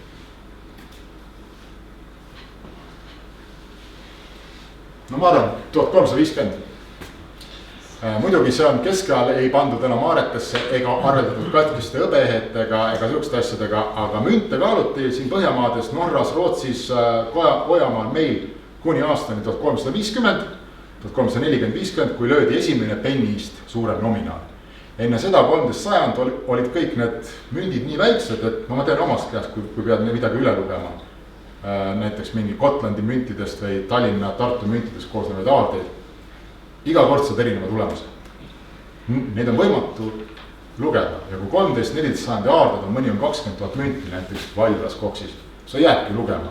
Ja see on tegelikult ka kirjalikes allikates on see täiesti fikseeritud, et isegi Tallinnas ja Riias toimus veel 14. sajandi alguses raha arveldamine suurte summade puhul kaalu järgi. Nii et see kaalurahandus iseenesest ei kao mitte mõnesaja lõpuga, vaid jätkub siin Põhjamaades, Vahemere ääres, seal on teine teema, aga Põhjamaades, Läänemere regioonis jätkub kuni aastani 1340 laiastes. Jah, tulles nüüd tagasi viikinga ja veeteede juurde, siis enamik uurijaid on üksmeeles selles, et suurem osa muinasaegsetest laevnikest eelistas seljata pikki Eesti põhjarannikut, kus vastupidiselt Soomele ei ohustanud meremehi otseselt Läänemere ohtlikud edetalatuuled ja rohked saarekasid ning veealused karid. Üheks määravamaks teguriks oli ka asjaolu, et Soome rannik oli hõredalt asustatud. Ja Eesti põhjarannikul paiknevate linnusasulate võrgustik omandab ruumilises mõttes ju hoopis uue tähenduse, kui arvestada neid vahemaid, mida viikingaegsed kaubalaevad olid võimelised üldse ühes päevas läbima. Tahes tahtmata tuli teatud aja möödudes moona ja värske veevarusid täiendada ning seda eelistati teha kindlasti paikades, kus kaubalasti kaitses sadamarahu. Mis võiks olla üks päevateekond? See sõltus erinevatest asjadest, ütleme siin keskmiseks päevateekonnaks pakkumises 100 kilomeetrit. Mõni arvab 80 kaubalaeva, mõni 120. Aga kaupmeestel ei olnudki eesmärk kuhugi hästi kiiresti sõuda või purjetada. Nad läksidki idadele kauplemise eesmärk. Ja just Iru oli üks selline koht, kus tegelikult ükski ida poole sõitev kaupmees tõenäoliselt mööda ei läinud. Kindlasti ei läinud ta mööda Kohtla-Järvest ehk siis meie mõistes viikingaegsest Pirkast, eks. Kuna Kohtla-Järve, kui sa seal Purtses, nii-öelda Purtses, kui sa Purtses ehk tänapäeva Kohtla-Järve piirkonnas peatust ei teinud, siis võis tekkida probleem ju värske vee joogitagavaraga. Ja kui sa vana Laadoga suunas sõitsid, siis sul ees oli suhteliselt siuke džungel seal natukene aega, eks. Aga tõenäoliselt peatuti ka Irus. Ja Soome laht siis pakkus nagu lõunarannikule pööramiseks sealt Ahvenamaa ja edelas Soome suunalt soodsama võimaluse just tänapäeva Iru kohal. Hea ilmaga oli Soome rannikult tulles võimalik võtta kurss Naissaarele nii, et maa ei kadunud hetkekski silmist, väidetavalt siis. Tegemist oli Soome lahe kitsama kohaga, millest läbiseilamist paldi üldjuhul tähele nii lõuna kui ka põhjakalda. Lisaks paiknes Naissaare taga Baltimaade üks looduslikus mõttes soodsamaid sadamakohti, sobiva sügavusega tuulte eest hästi kaitstud Tallinna laht Pirita jõe suve. Selle äärde rajatud Põhja-Eesti veel võimsama viikingaegsel keskusel Iru Linnamäel olid lisaks eelpool mainitule veel ka väga head looduslikud kaitseomadused. Seda, ütleme, ma ise pole päris veendunud, kas Pirita jõe suve pidigi see võib-olla see Iru linnuse sadamakoht just ilmtingimata olema. Ma olen siin rääkinud tegelikult mõningate laevakaptenitega, kolleegidega, arutlenud selle teema ümber, et me vaatame Põhja-Eesti sadamaid, siis on nad reeglina teistpool poolsaari alati. Näiteks siin hiljuti tuli välja, et see Kolga tsisterslaste sadam asus tegelikult hoopis Aara lahes, mitte Tsitras. Kogede puhul oli seal hästi hea võimalik randuda, aga põhiline on see, et Läänemerel on ohtlikud edelatuuled. Ja ega sinna Pirita jõe suudmele nii väga hea pihta saada polegi. Kindlasti oli seal sadam ja see sadam ei asunud mitte kuskil Iru lähedal, vaid jäi siis tänapäeva selle Lükati silla ja kloostri vahelisele alale arvatavasti. Seda leitud ei ole küll, aga võidi kasutada sadamana ka Muuga lahte, mis on tegelikult palju sobivam paik randumiseks, kui arvestada neid Läänemere ohtlikke edelatuuli. Tegelikult ei ole need mõlemad kohad jäävad Iru linnuselt võrdsesse kaugusesse. Ja ega sa Piritat mööda seda Kärestikke ja neid niikuinii mingite suurte laevadega üles ei roninud. Et heal juhul said sa seal sõita jõevaatidega, sest Pirita jõgi muutub laevatatavaks alles peale Iru linnust, kui sisemaale minna. Nii et Pirita jõgi oli ka nagu Jägala jõgi, Jägalal on see Kosk ees, oligi tegelikult sisemaine liiklussoon. Ja seal võib-olla tuleks otsida pigem seda natuke edasi Iru linnusest lõuna poole minna, siis võib-olla Jõesadama. Sest ega nende laevadega, millega tegelikult ju Läänemerel liiguti, kindlasti nendega ei tuldud Pirita jõge mööda üles Iru linnusele, nagu on mõned kolleegid ka välja pakkunud. See oleks tegelikult laevade surm ja oleks kulutanud liialt tegelikult seda jõudu ja jaksu. Ja kui me nüüd edasi siit mõtleme, et muidu Tallinna laht on muidugi sobiv, aga seal Tallinna poolses küljes, eks. Aga see sama Pirita jõe suues, see jääb just nende tuulte meelevalda. Nii et kui on võib-olla selline keeruline ilmastiku olukord, et väga võimalik, et kasutatigi paralleelselt ka Mugala. Kas see rannajoon ei olnud selle ajal erinev? No see on tegelikult taastatud. See on geoloogide poolt on nagu taastatud. See on päris täpselt on siin lood Eestis see rannajoon paika pandud. Mul ei ole ühtegi seda tollase rannajoone kaarti kahjuks kaasas. See Soome lahega seoses kerkib alati üles küsimus, mitmed küsivad, aga kus te siis teate, et just nagu sealt see nagu Eestit kõige rohkem mõjutanud kaubatee nagu kulges ja et just nagu Põhja-Eestist, mitte Lõuna-Soomest. Tegelikult tuleb see kõik arheoloogilisest leiumaterjalist välja. Et siin on üks kaart, mis siis, kuhu on siis pandud araabia rahadest koosnevate aarete leiukohad ja siin on vist kommentaarid on liigsed, et kui siit Pirkast tulla, siin on Ahvenamaa, eks on, siin on Edela-Soome, kus siis liiguti edasi juba Eesti põhjarannikule siit Loode-Venemaa suunas. Samuti illustreerib seda tollase tähtsama veede kulgu siis muu arheoloogia leiuaines, nagu näiteks ühe spetsiifilise keraamika ja ka mõõgatüübi levik. Keraamikatüübist tuleb kohe juttu, mõõgatüüp on siis ahtüüpi mõõk. Viikinga levinum mõõk. Kaua aega oli meil Eestis ainult 8 tervet sellist ja 25 katkendit. Nüüd on Põhja-Eestis tulnud välja erinevates kohtades 100 ahtüüpi mõõga katkendit. Ja väljaspool Põhja-Eestit neid ei ole. Üks on Saaremaalt teadmata leiukohaga ja üks on Matimandeli kaevamistelt Keskveres. Nii et need ahtüüpi mõõgad, mida peetakse tegelikult viikingaja üheks sümboliks, see oli kõige levinum mõõgatüüp Põhja-Euroopast tollal. Neid on teada kuskil 800 vist siit Põhjalast praegu. Neid on nagu Eestit vaadates on just see Põhja-Eesti nagu see, mis paistab eriliselt silma. Meil ei ole terveid mõõkasid, meil on muidugi hästi palju katkendid, see tuleb meie tegelikult sihukesest omaaegsest matmiskombestikust, et meil viikingaja tegelikult puudus. Ma räägin klassikalisest viikingajast 90. sajandil puudus tegelikult täielikult laibamatus. Et sellest tuleb veel Iru võimaliku kalmistu otsimisega hiljem juttu. Üheks oluliseks näitajaks on ka Soome ja Rootsi päritolu ehete leiukohad, mida on nüüd hakanud ka nagu riburada pidi tulema ja ma räägin 9., 10. sajand, 11. sajand, eks, ja ainult Põhja-Eestist jällegi. Siin on see keraamika, teatud tüüpi keraamika levikukaart, mis on juba koostatud 1955, autoriks Selling. Põhimõtteliselt on jällegi Mälari järvistu, Ahvenamaa, Edela-Soome, Eesti põhjarannik kuni siis Laadavani välja. Ja siia ma panin kunagi omal ajal peale A-tüüpi nõude ühe alatüübi leviku. Et see on siis üks konkreetne tüüp ja nagu näete, et kommentaarid jällegi liigsed, et Ahvenamaale ja Edela-Soomele ja Pirkale omast keraamikat leidub siin üksnes Soome lahe vesikonnast, mõnelt Eestis meil kaasavalt Lääne-Eestit meil teada ei ole. Siin on mõningaid ehteid, need on kõik Soome-Rootsi päritolu tehted, et võrdeliselt sõlge on hakanud nüüd tulema, mida ametlikult varasemal ajal üldse Eestis ei olnud. Iru linnuselt oli teada ainuke võrdveline sõlg. See oli suhteliselt rariteetne Põhjalas ka. Nüüd on Põhjarannikul on neid sõlgesid ja sõlekatkid hakanud tulema ja mitte vähe.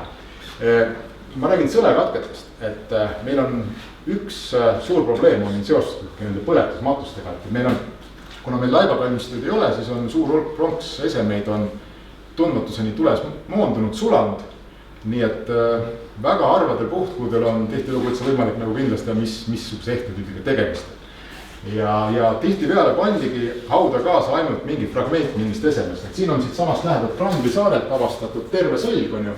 No see võiks olla 11 sajandi algusse kuuluv eksemplar, noh võib-olla ka 10 sajandi lõpp. Ja siis Raasiku lähedal Kalmest tuli välja selline jupikene, aga see on isegi hea jupp, see on täiesti määratud selle kaare ristlõike järgi. Aga siin tihtilugu on ju, jääb ju tuleridale kaasa pandud pronksesemetest järgi võt selline pronkstilgakeste kogum ja noh, nende määramine on juba otseselt ilu on vaataja silmades, võiks olla nagu. Minu üks lemmikteema, moonnud potstega ammukõilised sõled. Et jällegi kaua aega neid üldse ei olnud teada ja noh, nad natuke meenutavad neid ampsõlgi, mis on ju Rooma raua ajal kasutusele võetud ja ka rahvasterännu ajal seal esimese aastatuhande keskpaik natuke varem. Aga moonnud potstega ammukõilised sõled on laiemad ja neil on sellised otsad, mis meenutavad pillikeeli. Et noh, moonnud potstega ammukõiline sõlg on kaarsõlg, tänapäeva Aaknõela põhimõtteliselt töötab. Ja siin pikka aega oli neid 2-3 eksemplari siin Põhja-Eestist teada. Nüüd on leitud jällegi terve hunnik, nii et kogu meie põhjarannik on nendega nagu kaetud. Kus nad pärinevad? Nende algkodu, nende sünnikodu on Palanga. Aga nad tulevad meile jällegi Edela-Soomest. Kes on kuulnud neid uusi hüpoteese arheoloogias, kuidas 536 või millal oli see suur kliimakatastroof, mis siis tabas valusalt seda meie vööndit siingi ja soomlased olid siis ainukesed, kes sealt enam-vähem nagu tervena läbi tulid, kuna neil oli see maaviljelus polnud veel nii kaugel arenenud ja siis soomlaste kõrgaeg ongi eelviikingi aeg. Ja siis eelviikingi ajal on siis soomlastel on tegelikult tekivad Palangaga ehk siis seal eelviikingiga lõpul selged otsekontaktid, kus siis võetakse üle rida ehteid, mis kodunevad Edela-Soomes. Keegi nendega seal väga tegelenud ei ole. Ma seal ühe kolleegi kaudu sain ühte doktoritööd lugeda ja siis ta saatis mulle pilte. Neil on seal mingi 120 ammukõilist sõlge leitud. Ja siis meile jõuavadki nad tegelikult Edela-Soome kaudu ehk siis see veetee, eks on ju. Aga varasemal ajal jah, taheti neid seostada millegi pärast ainult nagu ütleme seal Kuramaaga, Palangaga. Et see oli täiesti uus teadmine ka minu jaoks. Ma sattusin Soomes olles, kui ma seal üldse mingid aardid läbi vaatasin, selle teema oli tõesti juhuslik. Et nii uskmatu kui see ka pole, kuid seal on ühel hetkel on soomlased võtnud kasutusele siis Baltide võimsa ammukõilise sõle ja hakanud seda massiliselt valmistama ja kandma. Ja neid sõlgesid leidub jällegi kuni, kui me läheme siit Virumaalt on tulnud neid välja ja kuni jällegi Laadogani. Nii et illustreerib hästi seda mööda Soome lahte kulgenud veeteed. Ja noh, jällegi Lõuna-Soome täiesti tühi, veel arvatud siis Edela-Soome, mis on täiesti omaette nähtus. No siin võib muidugi Aimmäesalu minust kõvasti rohkem rääkida ja ka Jüri Peets, et siin on nüüd ütleme, mis veel siis illustreerib seda veeteed. Kindlasti Põhja-Eesti ranniku linnustest ja asulatest leitud üksikud Rootsi päritolu nooleotsad, eks? Mis on ka Venemaal ju tegelikult on teada sealt, kus olid nagu skandinaavlaste püsiasustus, eks on ju. Meil on nad seotud tõenäoliselt omaaegse ründega. Nii et need ehted ja need potid, kõik need keraamika, millest ma rääkisin, see on selline rahumeelne suhtlus, on hõbe. Aga need nooleotsad, mis on siin päevavalgelt tulnud, Aimmäesalu vist leidis Purtsast ühe omal ajal Toomas Tamlaga kaevatus. Või rohkem isegi, aga seal oli vist varasemaid eelviikingi aega minevaid, eks? Üks ainus. Aga see siis 5 oli? Üks neist on eelviiking. Okei, ülejäänud on viikingi aega.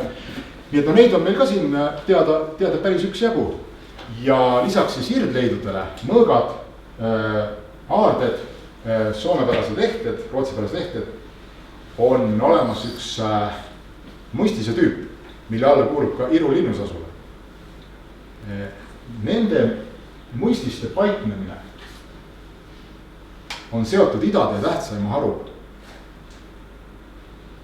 Saaremaa ja Lääne-Eesti on tühi. Saaremaalt ja Lääne-Eestis pole teada linnusasulat ja need linnusasulad võiksidki markeerida seda Austerwegi peamist taru ehk siis perioodi, millal nii-öelda starditi Pirkast. Ja seda hüpoteesi kinnitavad ka siin Peipsi idakaldal olevad linnusasulad, mis saavad olla rajatud üksnes veetranspordi teenindamiseks. Sest et noh, kes seal maastikulist olukorda teab, siis seal on just sood ja ega seal suurt eriti millegagi tollal nagu tegeleda ei olnud. Ja noh, muidugi Vene kolleegid on juba varakult väitnud ja tõenäoliselt õigustatult, et alguses, kui me siit Narva eest läbi saame, siis alguses kulgebki see veetee mööda Peipsi idakallast ja hiljem siis mööda Pihkva läänekallast. Siin on nüüd see veetee pandud natukene suuremale kaadile, ehk siis siin on kaks alu, mis siis, siin on siis Pirka, Iru, siin läheb see 8, on ju, vana Raadaga Novgorodi kaudu, Knostova peale ja Kiiev ja siin on siis see kõige nii-öelda märjem marsuut, kus on, ütleme, kuni Velika ja keskjooksuni on ees ainult üks kärestik. Ja kui me nüüd võtame selle Taugava, eks on ju, 140 kärestik, kuna see on Läti geoloogide ja arheoloogide pealt ise kirja pandud, et ma pole ise neid üle lugemas käinud, et seal nagu on see liikumiskiirus on oluliselt väiksem ja kui igal pool peab ka makse maksma, siis ei ole see ka eriti rentaabel. Üks mustise tüüp on veel. Paadismatused, mida on meil teada praeguse uurimisseisu juures peaasjalikult jällegi Iru tagamaadelt. See on üks täiesti huvitav teema, et Tallinna lähedalt on leitud 3 paadismatust, mis jäävad veidi varasemasse aega kui Salme, Rebala, Presti, Lagedi, Lehtme loo. Paraku on neist vähe räägitud ja ega pole ka põhjust eriti rääkida, sest erinevad salmelaevadest, mida siin Jüri teab kindlasti nagu täpsemalt pajatada, on need ju tegelikult tuleridal põletatud, kokku kraabitud, kuhugi maha maetud, nii et me ei tea midagi laevade konstruktsiooni, panusti mitte millegi kohta. Lihtsalt esimese, ütleme, et Aserist on ka üks paadismatust. Paadismatus-termin tegelikult hõlmab nii laev kui paadmatust, et siuke naljakas termin on kasutusele võetud. Ja siin Tallinna lähedal on neid nagu rohkem teada, Vello Laugas avastas ühe ja üks huvitav teema tuleb nendega välja, on see, et mõningatel puhkudel on tegemist nagu varasemate tarantkalmetega, kus on siis õige mitmed sajandid vahet, kui tarantkalmete pealt tuleb välja hunnik, ütleme mingi 100, 200, 300, palju on neid, ei tea, sest et ülejäänud tarantkalmest on ju tegelikult tihtipeale põlluharimisega minema lükatud. Päris korralik hunnik need. Ja üksikud importesemed. Ja väga võimalik, et need tarantkalmed ongi olnud omaaegselt krematatsioonipaigad.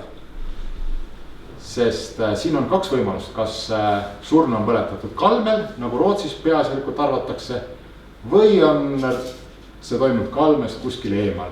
Ja mis sobiks veel paremini tegelikult krematatsioonipaigaks, kui omaaegne kasutuselt ära jäänud, võib-olla veel püsti olev siuke monumentaalne kalmeehitis. Ja siin Ülje Tamla on ju Mõigus on siin, oli ka üks siuke kalme, mis oli ära lükatud, et seal pealmine osa, et seal on ka näha, kuidas on tegelikult ülemine kiht on nii totaalselt põlenud.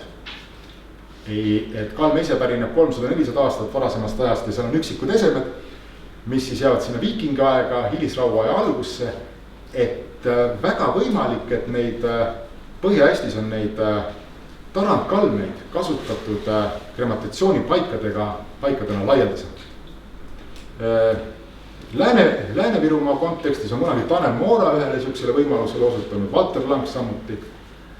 Et see nüüd 100% kindel pole, aga see üks võimalus on. Ja Eesti matmiskombestikuga on ju see lugu, et ega siis kui sa kuskil laeva põletad, eks, mis laeva paadi viid sinna tarantkalme peale, kas või paned inimese sinna, eks. Ega see kõike sealt ju kokku ei kraabi, osa jääb sinna maha ja kuna Eestis oli vähemasti Põhja-Eestis domineeris kollektiivmatus, siis on üksikud matused on tegelikult tihtipeale segamini künditud kivivarekalmetes eristamatu. Ning kahjuks jah, meil nagu Põhja-Eestis nagu viikingaegset matmiskombestiku uurida, et see on üks väga tänamatu ettevõtmine. Seda, et ei viidud krematatsioonipaikades seda kogu materjali võetud kaasa kalmistule, sellele on osutanud ju ka luuurijad, kes on siis erinevatelt kalmistutelt kogutud luid, kus on võimalik nagu erinevad pesasid nagu täheldada nagu ära kaalunud ja selgub, et seal on ainult tühine osa sellest, mis nagu inimese kaalule võiks nagu vastata. Et suur jama jah meil nende põletusmatustega. Iruga on see lugu ju. Sellega on kõik kogu aeg päri olnud, et Iru linnus asula leiumaterjal osutab tihedale suhtlusele Põhjala teiste kaubanduskeskustega. Või vähemasti eile veel lugesin, kontrollisin Valter Langi sellest mõistist Rävalast üle. Aga miks on sellest Irust rahvusvahelises kontekstis nii vähe räägitud?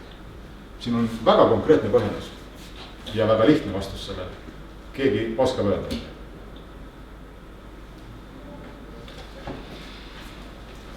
Irust ei ole leitud kalmistut. Kõik need uhked leiud, mis on Gniostovas, Polotskis, Pirkas.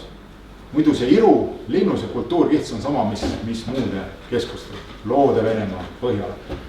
Aga kõik need igasugused kuld ja kard ja kõik need uhked asjad tulevad ju välja kalmistut. Irus ei ole kalmistut ja kalmistut ei ole tegelikult mitte ühegi Eesti linnus asula juures veel siiamaani leitud. Teelik müstika. Üks erand on, seda leidjat vist saalis ei ole. Ta mõnikord käib. 2017 avastas ta Lääne-Virumaalt, ma ei hakka siin seda linnust nimetama, kuna see kalmist on totaalselt rüüstatud, oli juba enne. Leiti siis Eesti esimene 9-10 sajandi maahaudadega kalmist. Ja võibki olla see teema, millele on juba võib-olla Mati Mandel juba aastaid tagasi osutanud, et meil viikingi ajal domineerisidki maahauad, mitte kivivarakalmed. Maahauad on siis võivad olla ligemale meetri sügavused, nagu püssileid näitab või siis Kuningaküla leid. Ja kui ei ole kivikatet peal, siis on nad arheoloogide jaoks ju täiesti hoomamatud. Ja väga võimalikud, et need on neid siiamaani leidmata. Sest ega ju ütleme inimesed kuhugi maailma. See tundub ilmvõimatu, et järsku oli siis Eestis kui mujal. Ümber Eesti on ju igal pool nagu olemas kalmistud. Kas siis põletusmatustega kalmistud 9. sajand, 10. sajand esimene pool või laivahauad. Ja järsku Eestis otsustatakse mitte nagu kalmistut kasutusele võtta. Et nüüd ongi viimaste aastate leiud Ida-Virumaalt, samuti Harjumaalt, Rävalast. Võiks osutada sellele, et need maahaudadega kalmistud, nad on täiesti olemas ja nad on tulnud sageli välja täiesti müstilistest kohtadest ja isegi märgaladelt, mida võib-olla arheoloog reeglina tavatseb interpreteerida kui ohvri kohta. Aga selle ohvri kohaga on ju tihti peale ju see lugu, et me ei suuda ju tegelikult ka päris kindlalt välja selgitada, mida meie vanavanema mõttes, kuidas me saame siis rääkida 1000 aastat tagusest ajast ja olla kindlalt, et tegemist on ohverdamisega. Et näiteks eelmine aasta käisime Ida-Virus ühte 5-6. sajandi maahauda fikseerimas. See oli sisuliselt Sooserva maailm. Ja siin mõned aastad tagasi tuli välja Rävalast ju kaks mõõgaleidu, mis olid mitte mõõgaleidu, tegemist oli siis tõenäoliselt genotaafidega, olid ka sügavad maahauad, mis oli sooadraga nagu segamini kõnditud. Ja neid maahaudasid nüüd on, neid on tegelikult varem ka tulnud välja, et kes nagu arheoloogia vastu on huvi tulnud, siis juba seal Kirimäe leid on juba seal rahvaste rännuaegne suur maahaud ja Mati Mandel ju leidis Keskverest ühe maahaua, kus oli just seesama ahtüüpi mõõk sees ja see on ainus seletus, et need maahauad on olnud varasemal ajal kaitstud ka detektoristide eest selles suhtes, kui nad on nii sügav. Sest et püssi maahaud, kus oli põhimõtteliselt kaevatud auk, põletatud esemed sisse pandud, see oli 9 centimeetri sügavusel. Ja Kuningakülas oli ju 1,10 meetri sügavusel, olid ju rulli keeratud mõõk, eks on ju. No see tuli veel juba 20. Et jah, detektoristide teema on muidugi igavikuline. See seostub kahjuks ka Iru Linnamäega, et aasta oli siis 2011. Kui me käisime tollase muinsuskaitse peainspektor Jans Kraudi ja linnaarheoloogi Toomas Tamlaga siis Iru Linnamäel varakevadel multimuna hunnikuid vaatamas peale.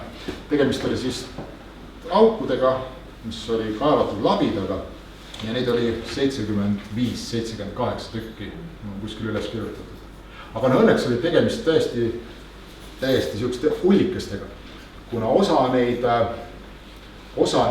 auke olid kaevatud näiteks betoonpunkri lae peale, kuna seal ju piiksus. kuigi kui sa teed 2 meetrit läheb eemale, sa näed, et punkri sissepääs on siiani ilusti olemas. aga noh, ikkagi see jättis ikkagi siukse suhteliselt kehva mulje, et järelikult on seal midagi saada, kui käiakse, niisama pudelikorkide pärast ei käida. Ja seesama erosiooni teema, millest ma enne rääkisin, see on seal tekitanud natuke teistsuguse olukorra kui võib-olla tavalistel linnamägedel, mis on kaitstud selliste võib-olla pahatahtlike röövlite eest. aga no sellel teemal igaks juhuks võib-olla rääkima rohkem ei hakkagi. Kas ma olen nüüd ajaga totaalselt nagu ummiksusse jooksnud või? Nüüd on kindlasti Ainil on 10 küsimust, Jüril on sama palju. Või jätame need homseks, jah. Tähendab, see viikingiaegne idatee oli kaubatee. Mismoodi see kaubandus käis, siis ei ole ju loogiline ja praktiline, et Pirkast võeti koorem peale ja laaditi Konstantinoopolis maha. Järelikult siis... No meil on hiljuti selle kohta tehtud üks ilus lauamäng, mis on väga korralik, jah. Ja tähendab, Peipsi rannik, seal oli ju päris pikk teeosa. Aga ütleme, meie lõunapoolsed siis selle Pihkvajärve Võhandu ja Piusajärve Suudmetes ja sealkandis ju ei ole vist mitte midagi teha. Piusaja Suudmes? Jah, on. Seal on avastatud viimastel aastatel väga huvitavaid asju. See on häda selles, et need asulad ja sadamad on selle vee all. Pihkvajärve tegelikult on ju vastupidiselt loode Eestile, kus on maakerge, siis see osa Eestist ju vajub järjest madalamale. Sellepärast leitakse ka Peipsi järvest viimastel aastatel igasuguseid huvitavaid leide. Alates viikingiajast lõpetades keskaegsete mingit asja. Kes seal tegelenud on? Ma see su juurisin mitmed tahtud. Seal on tegelikult leitud, otsimisvahenditega on leitud esemeid, mis on antud siis Muinsuskaitseametile üle. Ja see kõik osutab, tähendab põhimõtteliselt on leitud asju isegi veest. Ja see pole ju mingi saladus, et kunagi ma siin keskaegseid ja varavusaegseid aardeid nagu võtsin kokku ülikooli õpingute perioodil ja seal on isegi Kalamäe võrku jäänud aarded Pihkva ja Peipsi järves. Nii et seal on nagu kogu aeg tulnud välja nagu veest asju. See on ju teada-tuntud fakt, et seal see maapind langeb, kui lood Eestis jäävad need omaaegsed sadamakohad järjest rohkem sügavamale sisemaale. Aga see kaubandus võis siis olla need Pirkast toodi Irusse kaupa Irus? See ju toimus niimoodi, et ega siis need kaupmehed ise ka ei teadnud, millal nad tagasi tulevad, kui nad üldse tulevad. Et eks siin on ju teateid sellest, kuidas Põhjala mehed käisid Bütsantsi keisri jõukaitseväes nagu lisateenimas. Et eks see viikingite elu oligi siuke seiklemine ja kaubeldi kõigega, et põhiliselt olid ju karusloomanahad, eks. See, mis oli ju tegelikult hinnatud, ma arvan, seal Lõuna-Euroopas. Tagasitee kaubad. Hõbedat siia Põhjalasse on välja arvutatud, et siia jõudis vist 10 miljonit araab hõbemünti omal ajal.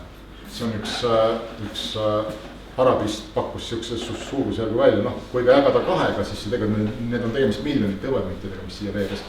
Sest et hõbe oli see, mis pani tollal majanduse liikuma, sest see oli nii-öelda kaupade kaup ekvivalent. Sul oli ju lihtsam tasuda juba teatud asjaga, kui arveldada turul, et võtame 2 kukke ja 3 kana.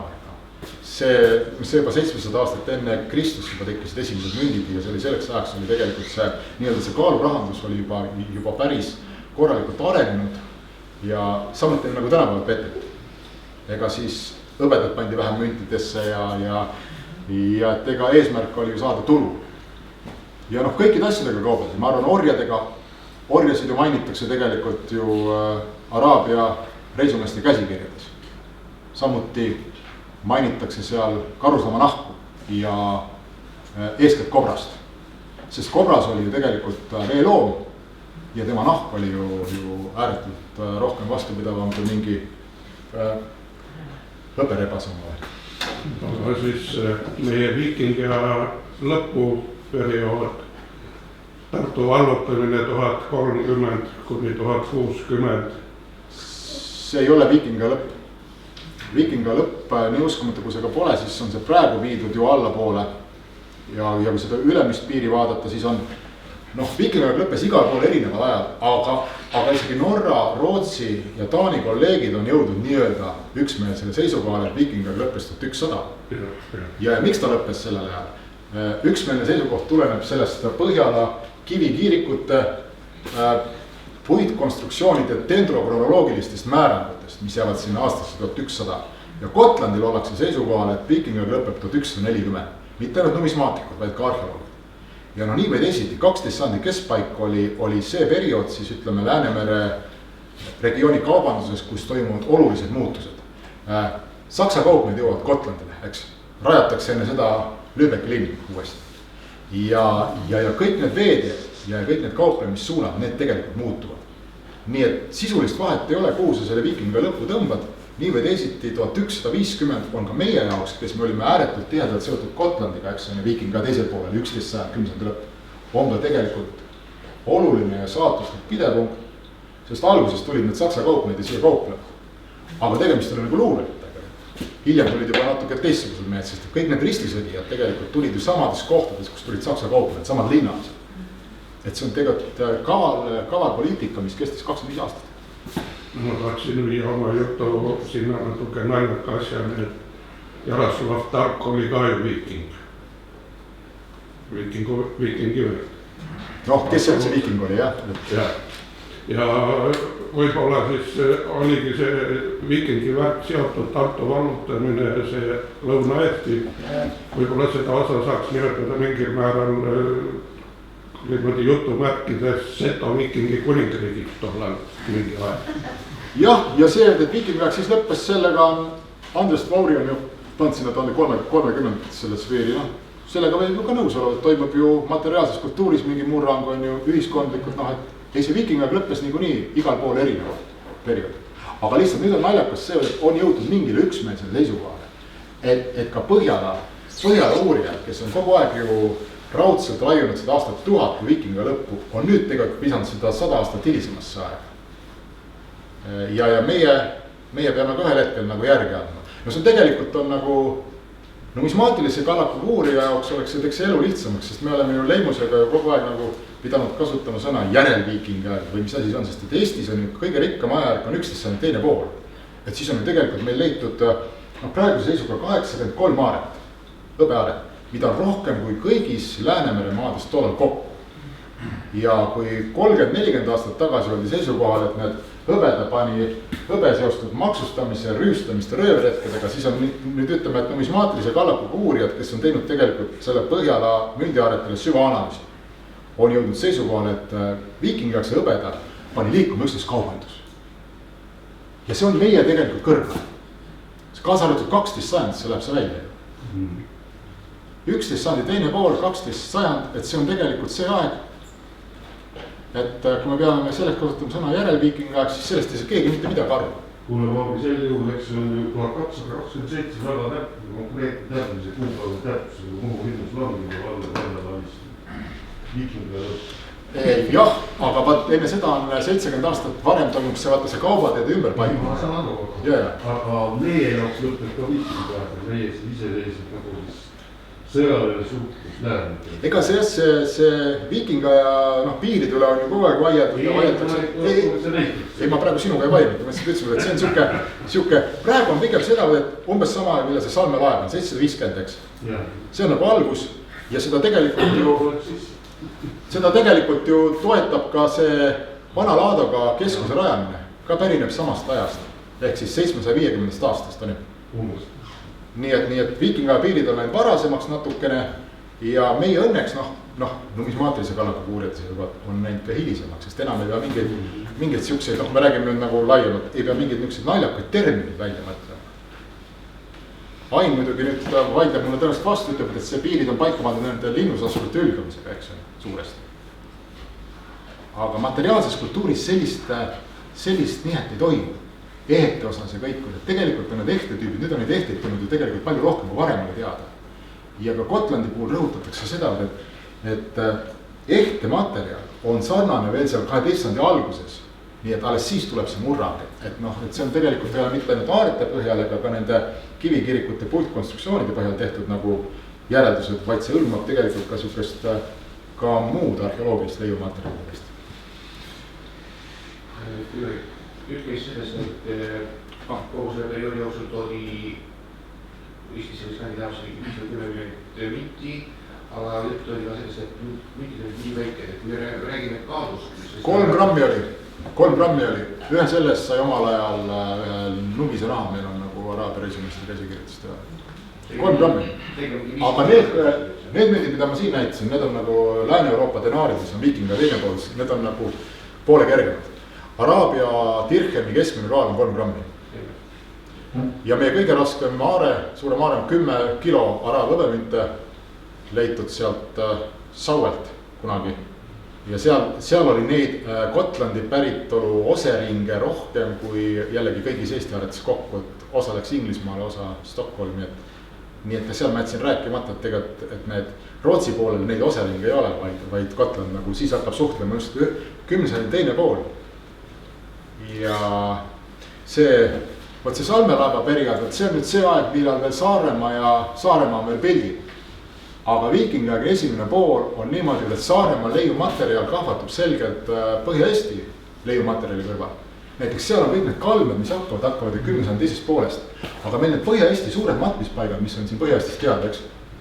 Need on, ütleme, seal on nagu selge eelviikingaeg, viikingaja esimene pool, viikingaeg, eks. Seal on niimoodi, tähendab, on nagu seda nii-öelda kulda ja karda ja seda importehteid ikkagi oluliselt rohkem kui Saaremaa. Sest Saaremaa tuleb uuesti pildile viikingaja teisel poolel peale 150 aastast pausi. Siis kui Pirka kaob ja Pirka mitte ei hävitatud, vaid uute teadmiste järgi Pirka lihtsalt jäeti maha, nagu jäeti kunagi maha ka Sigtuna. Lihtsalt sellel põhjusel, et maa kerge on seal. Laevad muutuvad järjest suuremaks ja sa ei saa enam nagu sinna linnusõlda sõita ja siis lõpuks võeti Stockholmi kasutusele. Et sama teema, Pirka kaob, veedeed paiknevad ümber ja siis Gotland kasutab seda võimalust ära. Enne seda elas Gotland sisse poole. Sellel ajal, kui Gotland oli varjus, siin on jõudnud, ütleme, Gotland ongi üks suur hõbeda auk, näiteks seal kunagi tehti lastesaadet tehti, otse-eeter oli, näidake 70-ndatel, kuidas metallidetektor töötab. Küsiti, kas lülitame sisse ka, jah, aga lähme sinna kohta, kus tõenäoliselt mitte midagi ei ole. Läksid sinna, 2 kõrvuti aaret kohe. Nüüd Gotland on, ütleme, koht, kus ükskõik, kus sa kaevad, sa mõne aarde võid ikka leida. See on mingi täiesti omaette fenomen, millest keegi aru ei saa, sest Gotland võttis selle raha vastu ja mattis maha. Ja siis, kui viikingaegni teine pool, siis ta nagu hakkab lülituma tegelikult aktiivselt idakaubandusse alles. Ja okei, ma tahtsin veel öelda, mõte läheb päris segasemaks nagu alati, aga see linnusasulate leviku kohad tegelikult peegeldab ju seda ka. Lääne-Eestist ja Saaremaalt ei ole linnusasulaid, eks. Ja linnusasulaid on Põhja-Eestist ja Soome lahe vesikonnast. Mis selle te mainisite, et seal leitud skelett? Kus? Iru linnuses. See on ammu leitud. Jah, seda oli müüriti sees seal. See oli lihtsalt varing oli see, põhimõtteliselt oli ta müüri sees. Tähendab, mitte sellises müüri sees nagu keskaegselt siis vaid lihtsalt põhjavallist nii-öelda. Kas tema kohta midagi teada, mees, naine? See oli vist naine, et ega seda on proovitud ka dateerida, mõni paneb seal 13. sandi algusse, mõni ütleb, et võib-olla ka 13. sandi nagu keskpaik. Igal juhul on see selgelt, jääb see juba aega, kui Iru linnust enam kasutusel ei ole. Sest meil on olemas Taani hindamisraamatud, eks.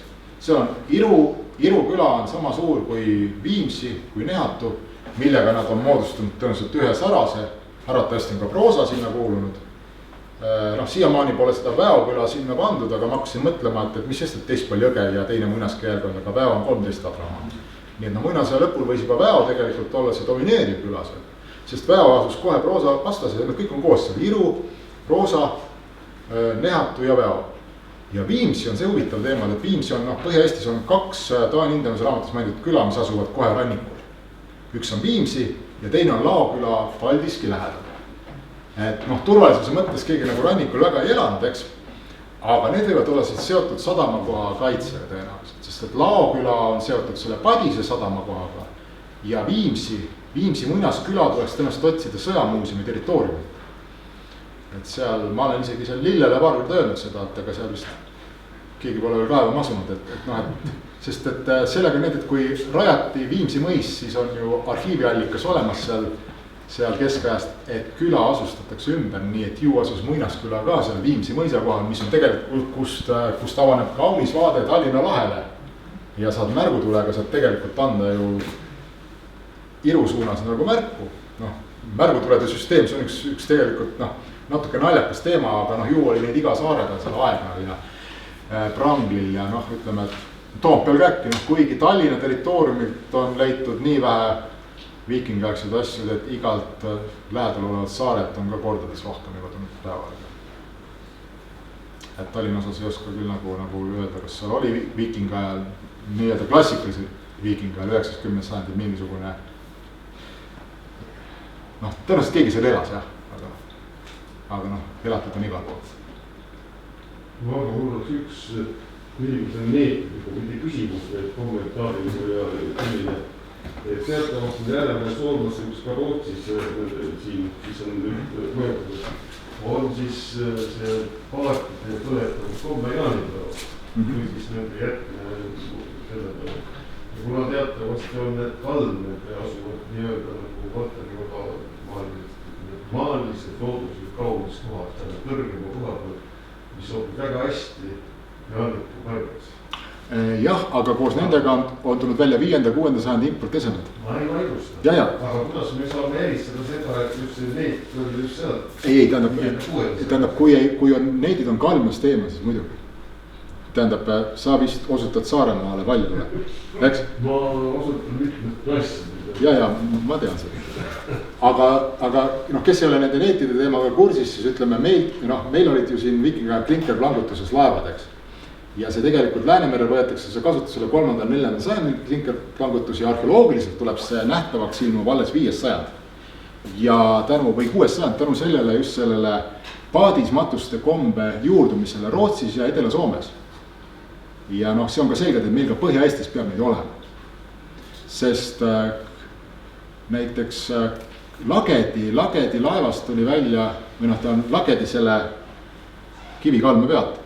Tuli lisaks nendele neetidele välja, võt seesama see vähksõlg ju. Teate seal 2 tükki neid, Vello kaevasse.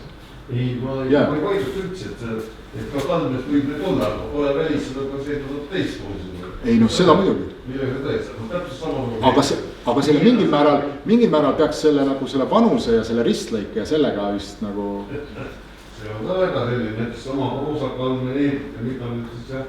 Siin Jaan Pill, kes neid uuris ja mina osin ka neid vaatasin nii roosakalmaga Salme omad. Ja neid on väga nagu kestega, küll enamik on ümarused Skandinaavia. Aga kui neid korral vaadata ka roosakalmad ja Salme omad, esimesel ajal eriti, et sealt on nii ristküliku kogemusega ristega, ruuduga ristega. Ümarkusi ka hulkavad. Aga see teooria on vist vahepeal nagu oli nagu päris hääbumas jah, sest et kunagi väideti, et siinpool olid ühtemoodi needid ja seal on teistmoodi. Aga selle proosaga on selles suhtes huvitav lugu, et seal on see kõige hilisem kalme osa, kus on need neete tuleb välja, kus kaupa kaevas, eks. Vot seal tegelikult need needid koonduvad sinna ühte kaevandiserva, tal jäi ju see osa seal kaevanahta. Ja see vist hiljem vist ehitustegevusega vist paraku vist lõhuti ära. Ma ei tea, ta olen midagi teda rääkis, aga meil see võiks isegi alles olla, sest et seal ütleme, et need ei ole igal pool, vaid on just ühe kaevandi servast hakkab neid tulema ja seal on mingi 150 tükki neid vist. Suhteliselt piiratud alad. Aga lihtsalt ma füüsa mingi pärast. Ei, aga see on täiesti õige, sest näiteks seal Saaremaal, kus on see sadam, kus on need 2 Kõdunõmme jäetud paati. Mis ajast nad pärinevad, seda ei oska vist keegi, seda ei ole tagantjärele võimalik enam kindlasti, eks? Seda küll, jah. Aga kõik on kinni selles meie paganama põletusmatuses, eks on ju? Põletusmatuses meie siis selle... Kõik segati ära. Soomlastel on näiteks suured piirkonnad, kus on viikingi ajal laiba valmistatud. Meil pole ühtegi, meil on ainult üks laibahaud viikingi ajast traditsioonist viikingi, see on Kanamast. Aga nüüd pidid tegelikult vist need pealtvaatajalt küsima, eks on ju. ei, ma mõtlen, mina kogu aeg räägin. ei, sinu küsimus on õigustatud, aga ma ise ma hakkan alles sellest soojaks rääkima. tohib üks veidi küsimus veel? seal taga tuli üks. Nüüd on teema Iru linnapära ja Pirita sadama vaheline liikumine. Okei, olgu see Pirita sadam või siis Muuga või Randjärve. Et Pirita jõge mööda, siin on mitmed küsimus, et kas see jõesäng võis olla, veetase võis olla sama, praegu on see hästi järjestikule väiksemate paartidega saaks sealt üles, ilmselt liiguti nii vett mööda või maad mööda, kas see Lükatist Irusse maad mööda on vähemalt 3 kilomeetrit, kuidas sealt kaudu, sealt lohistati paarte? No jalatõldisest, ega need ütleme Põhja-Eestis need linnusasulad asuvadki tegelikult ju mererannast 5, 6, 7 kilomeetrit või rohkem isegi sisemaal ja see on ka mujal Läänemere regioonis samasmoodi, et see on nagu turvalisuse huvides, et sul ei saaks keegi laevastikuga otse treppi purjetada. Sest ega mina arvan, et kindlasti ei tundnud paatide laevadega Iru linnus alla, et see tundub mõttetu ressursi raiskamisena, seda enam, kui see on tõeliselt kärestikune ja sa lõhud neid veesõidukeid. Hoopis teine teema on, kui lähed Irust edasi, eks. Seal oli veetase omal ajal kõrgem. 60-ndatel vist tõmmati seal kuskil vahepeal kohati Pirita käisi 6 meetrit allapoole seal selle keskjooksul. Seal saad ilusti tegelikult kohalike nende jõepaatidega sõita. Ja see seletabki ära, miks meie linnusasulad on tegelikult jõgede ääreks. Mitte niivõrd, et mere äärest saaksid tulla nagu korralikud kaubalaevad sinna või ka sõjalaevad, võid jumal selle eest. Vaid see on, et sellel oleks tagamaa ja see tagamaa oleks nagu lähedal tänu sellele veele, kus sai tegelikult jõepaatidega sai väga kiiresti neid pikki vahemeid ületada. Jägal on sama teema. Ega Jägalas on ju see kosk veel, eks, see on selge, et Kosest nagu maa poole ongi see jõesadam olnud.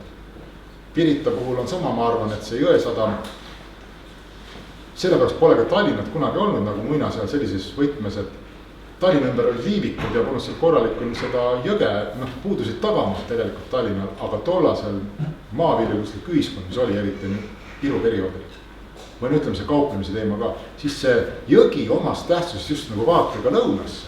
Mitte niimoodi, et sealt oleks tulnud viiking Björn oma selle kaubalaevaga sinna Iru alla või siis keegi Harald Sinihammas oma selle sõjalaevaga, et nad rajatigi kõik need linnusasulad ongi tegelikult natuke sisemaa. Ja see on just turvalisuse pärast. Jägalas on küll see, kus on ülespool linnast. Jägala viikingaegset linnust, seal on asula siiani avastatud, viikingaegset linnust on pole avastatud. Seal on tegelikult Tanel Moora ise mulle kunagi rääkis, kuivõrd palju on seal tegelikult kiilepinnast keraamikat just asulas. Kuigi ma ise kogu aeg ka nagu mõtlesin, et ju oli Jägalas ka viikingaegne linnus. Aga siis ma äkki tabasin ennast mõttelt, et see Jägala jõelähtme keskjooksu ala on tegelikult, seal on väga palju importasju, väga palju aardeid, mida Iru taga ei ole otseselt. Et see, kui nagu keskne linnus puudus, siis oli rohkem neid kohalikke ülikuid, kohalikku tüüpe, kes siis seal said nagu äri ajada, nii et väga võimalik, et Jägalas me ei olegi kunagi viikingaajal nagu linnust olnud. Tähendab, ükski arheoloog polegi kunagi väitnud vist, et seal oleks nagu viikingaline linnus. Seal räägitakse esimese aastal keskpaiga linnusest, kiviaegsest kultuurkihist, aga viikingaeg on seal on väga võimas kultuurkiht, aga see seostub asulatega ümber ringi, mis on osaliselt veel kaitsele võtmata.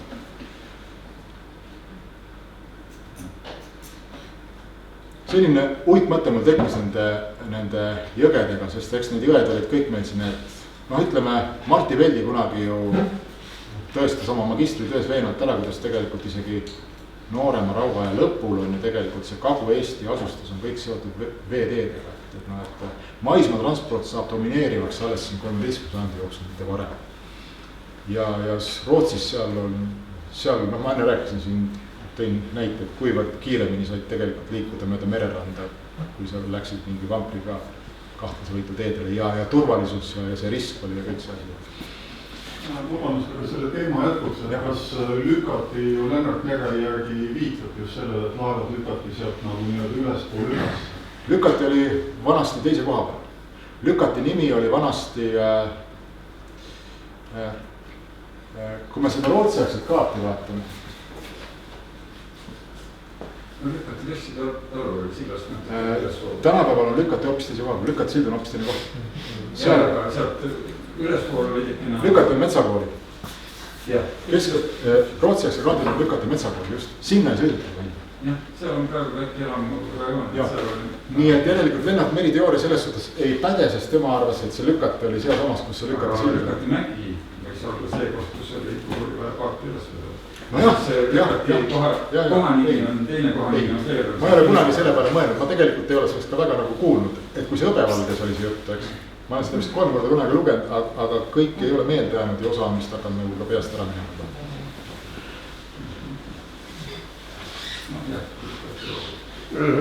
Seoses nende veeteedega, kas on mingeid uusi seisukohti, et oli kasutusega Pärnu-Viljandi Võrtsjärve?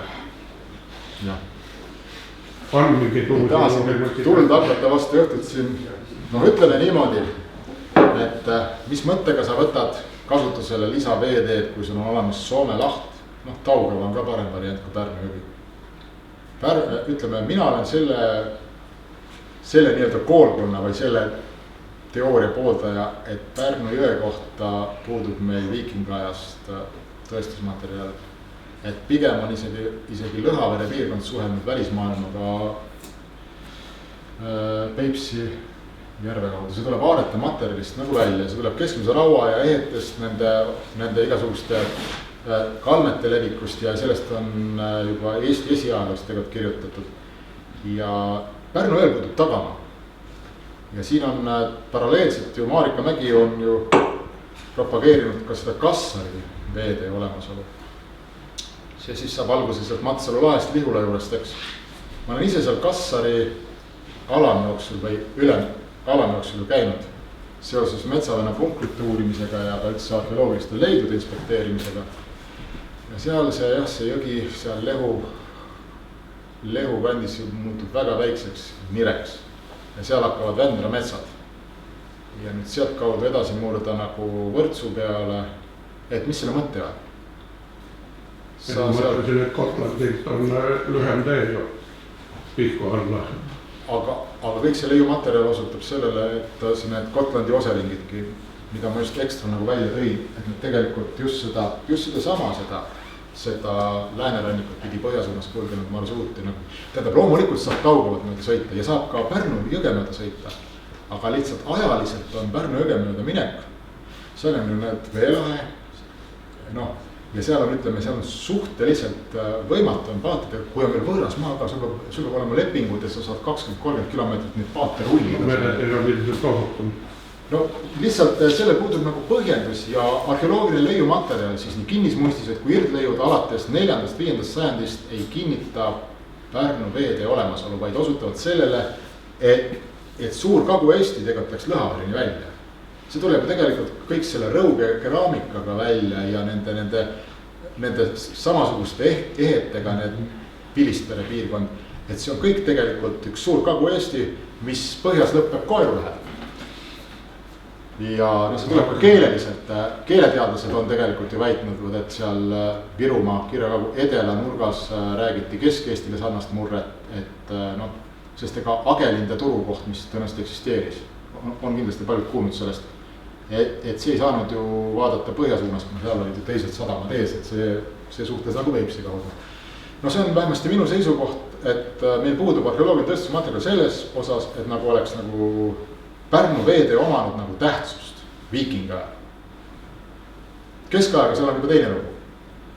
Kuigi siin on vist avaldatud arvamust, et meil puudub ka tõestusmaterjal nagu keskajal oleks olnud nagu keskaja inimese poolel väga palju kasutusel.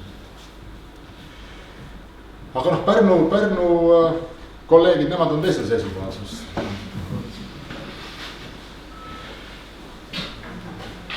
Mina olen nagu Andres Tvauriga nagu ühel meelel selle Pärnu veetee mitte eksisteerimise kohta mõne peale järgmine. Kas on hea küsimusi? Sa mis Tallinna kohta ka loetud korda? et mis Tallinnas oli. kas ma kohe alustan? jaa, ma saan aru, et teil ei tohi täna seda öelda. Ain on puhanud, äkki tuled räägid nüüd aga küll seda tahaks kuulda, sest mina olen kuulnud, et Tallinna tänavate võrk, näiteks all-linnas seal ja Pikk tänav, et see on vanem kui kiviehitused ja keskaegne olemine. Ja et vesi oli väga lähedal, et seal võisid laod olla otsa, kus praegu on must peale hooned ja niimoodi. Ajaloolune, kes rääkis, ma püüan nime meenutada, mul tuleb praegu meelde. Ikkagi laemadega sai seda lähedal. kõik need kolleegid, kes on Tallinnas kaevanud, et Tallinnas pole leitud ühtegi muinasaegset kihistust, ma pean vanalinna territooriumi silmades. Ja aga mere ääres. üks viikingiaegne ese vist on, aga see võib olla ka muinase lõpp ja muinasaegseid esemeid on siin 4 tükki. Aga kas ei olnud, et 2 kübast oli ja üks on Tõnismägi ja see on ära kõik see maa? Tõnismäel leiti pisikese mündiaarde riismed ja meil on Roosikressi tänava algusest on leitud tegelikult ju muinasaegne asula. Aga seal on, tõenäoliselt võib seal olla hilisviikingal mingi üksik talu. Et me ei saa rääkida nagu Paolinnast, me ei saa rääkida nagu linnus asulast. Ja olekski natuke naljakas, kui oleks 2 kõrvuti keskust eksisteerivad. Aga talvel ja suvel ja et suvel... Ei no loomulikult, hooaegne asustus kõik, loomulikult. Aga no viikinga oli ikka kiiru A-joom siin. See on, kuna see arheoloogiline tõestusmaterjal, leiumaterjal on, seal on külluslik ja Tallinna kohta meil midagi sellist nagu vastusena ei ole. Aga see, mis bussiteadusse 100 aastat ja kõik need esemad ja asjad, need on väga vanad. See on enne õppinud, eks ole? Siin on kiviaegsed. Siin on kiviaegsed, siin on eelroma rauaaegsed, aga kui me konkreetselt viikingast räägime, siis on Tallinna kohta nagu seda tõestus napib ja olekski naljakas ka, kui oleks nagu 2 keskust kõrvuti eksisteerinud tegelikult. Veaga teetud 11 sajandit, siis ilma enam jõudnud, kus nad läksid. Ei no siis hakkab, eks see Tallinn hakkab 12 sajandi jooksul tõusma, loomulikult. Aga meil vanalinna territooriumid, meil ei ole nagu niisugust kihti veel leitud. Kõik on 13 sajand. Ja kõik need, on mõned dendrokronoloogilised proovid, aga nendega on jälle niimoodi, et mis puit on kasutatud, kas on mingi viga sisse tulnud. Et pigem nagu napib seda tõestusmaterjali, et rääkida nagu Tallinnast kui mingist suuremast asulast mõnast siia. Et see nagu jah. Aga see on täiesti uus teema, ma arvan, et siin. Jah, et siis. Aga olgu ma tänan, et te mind ära kuulasite ja...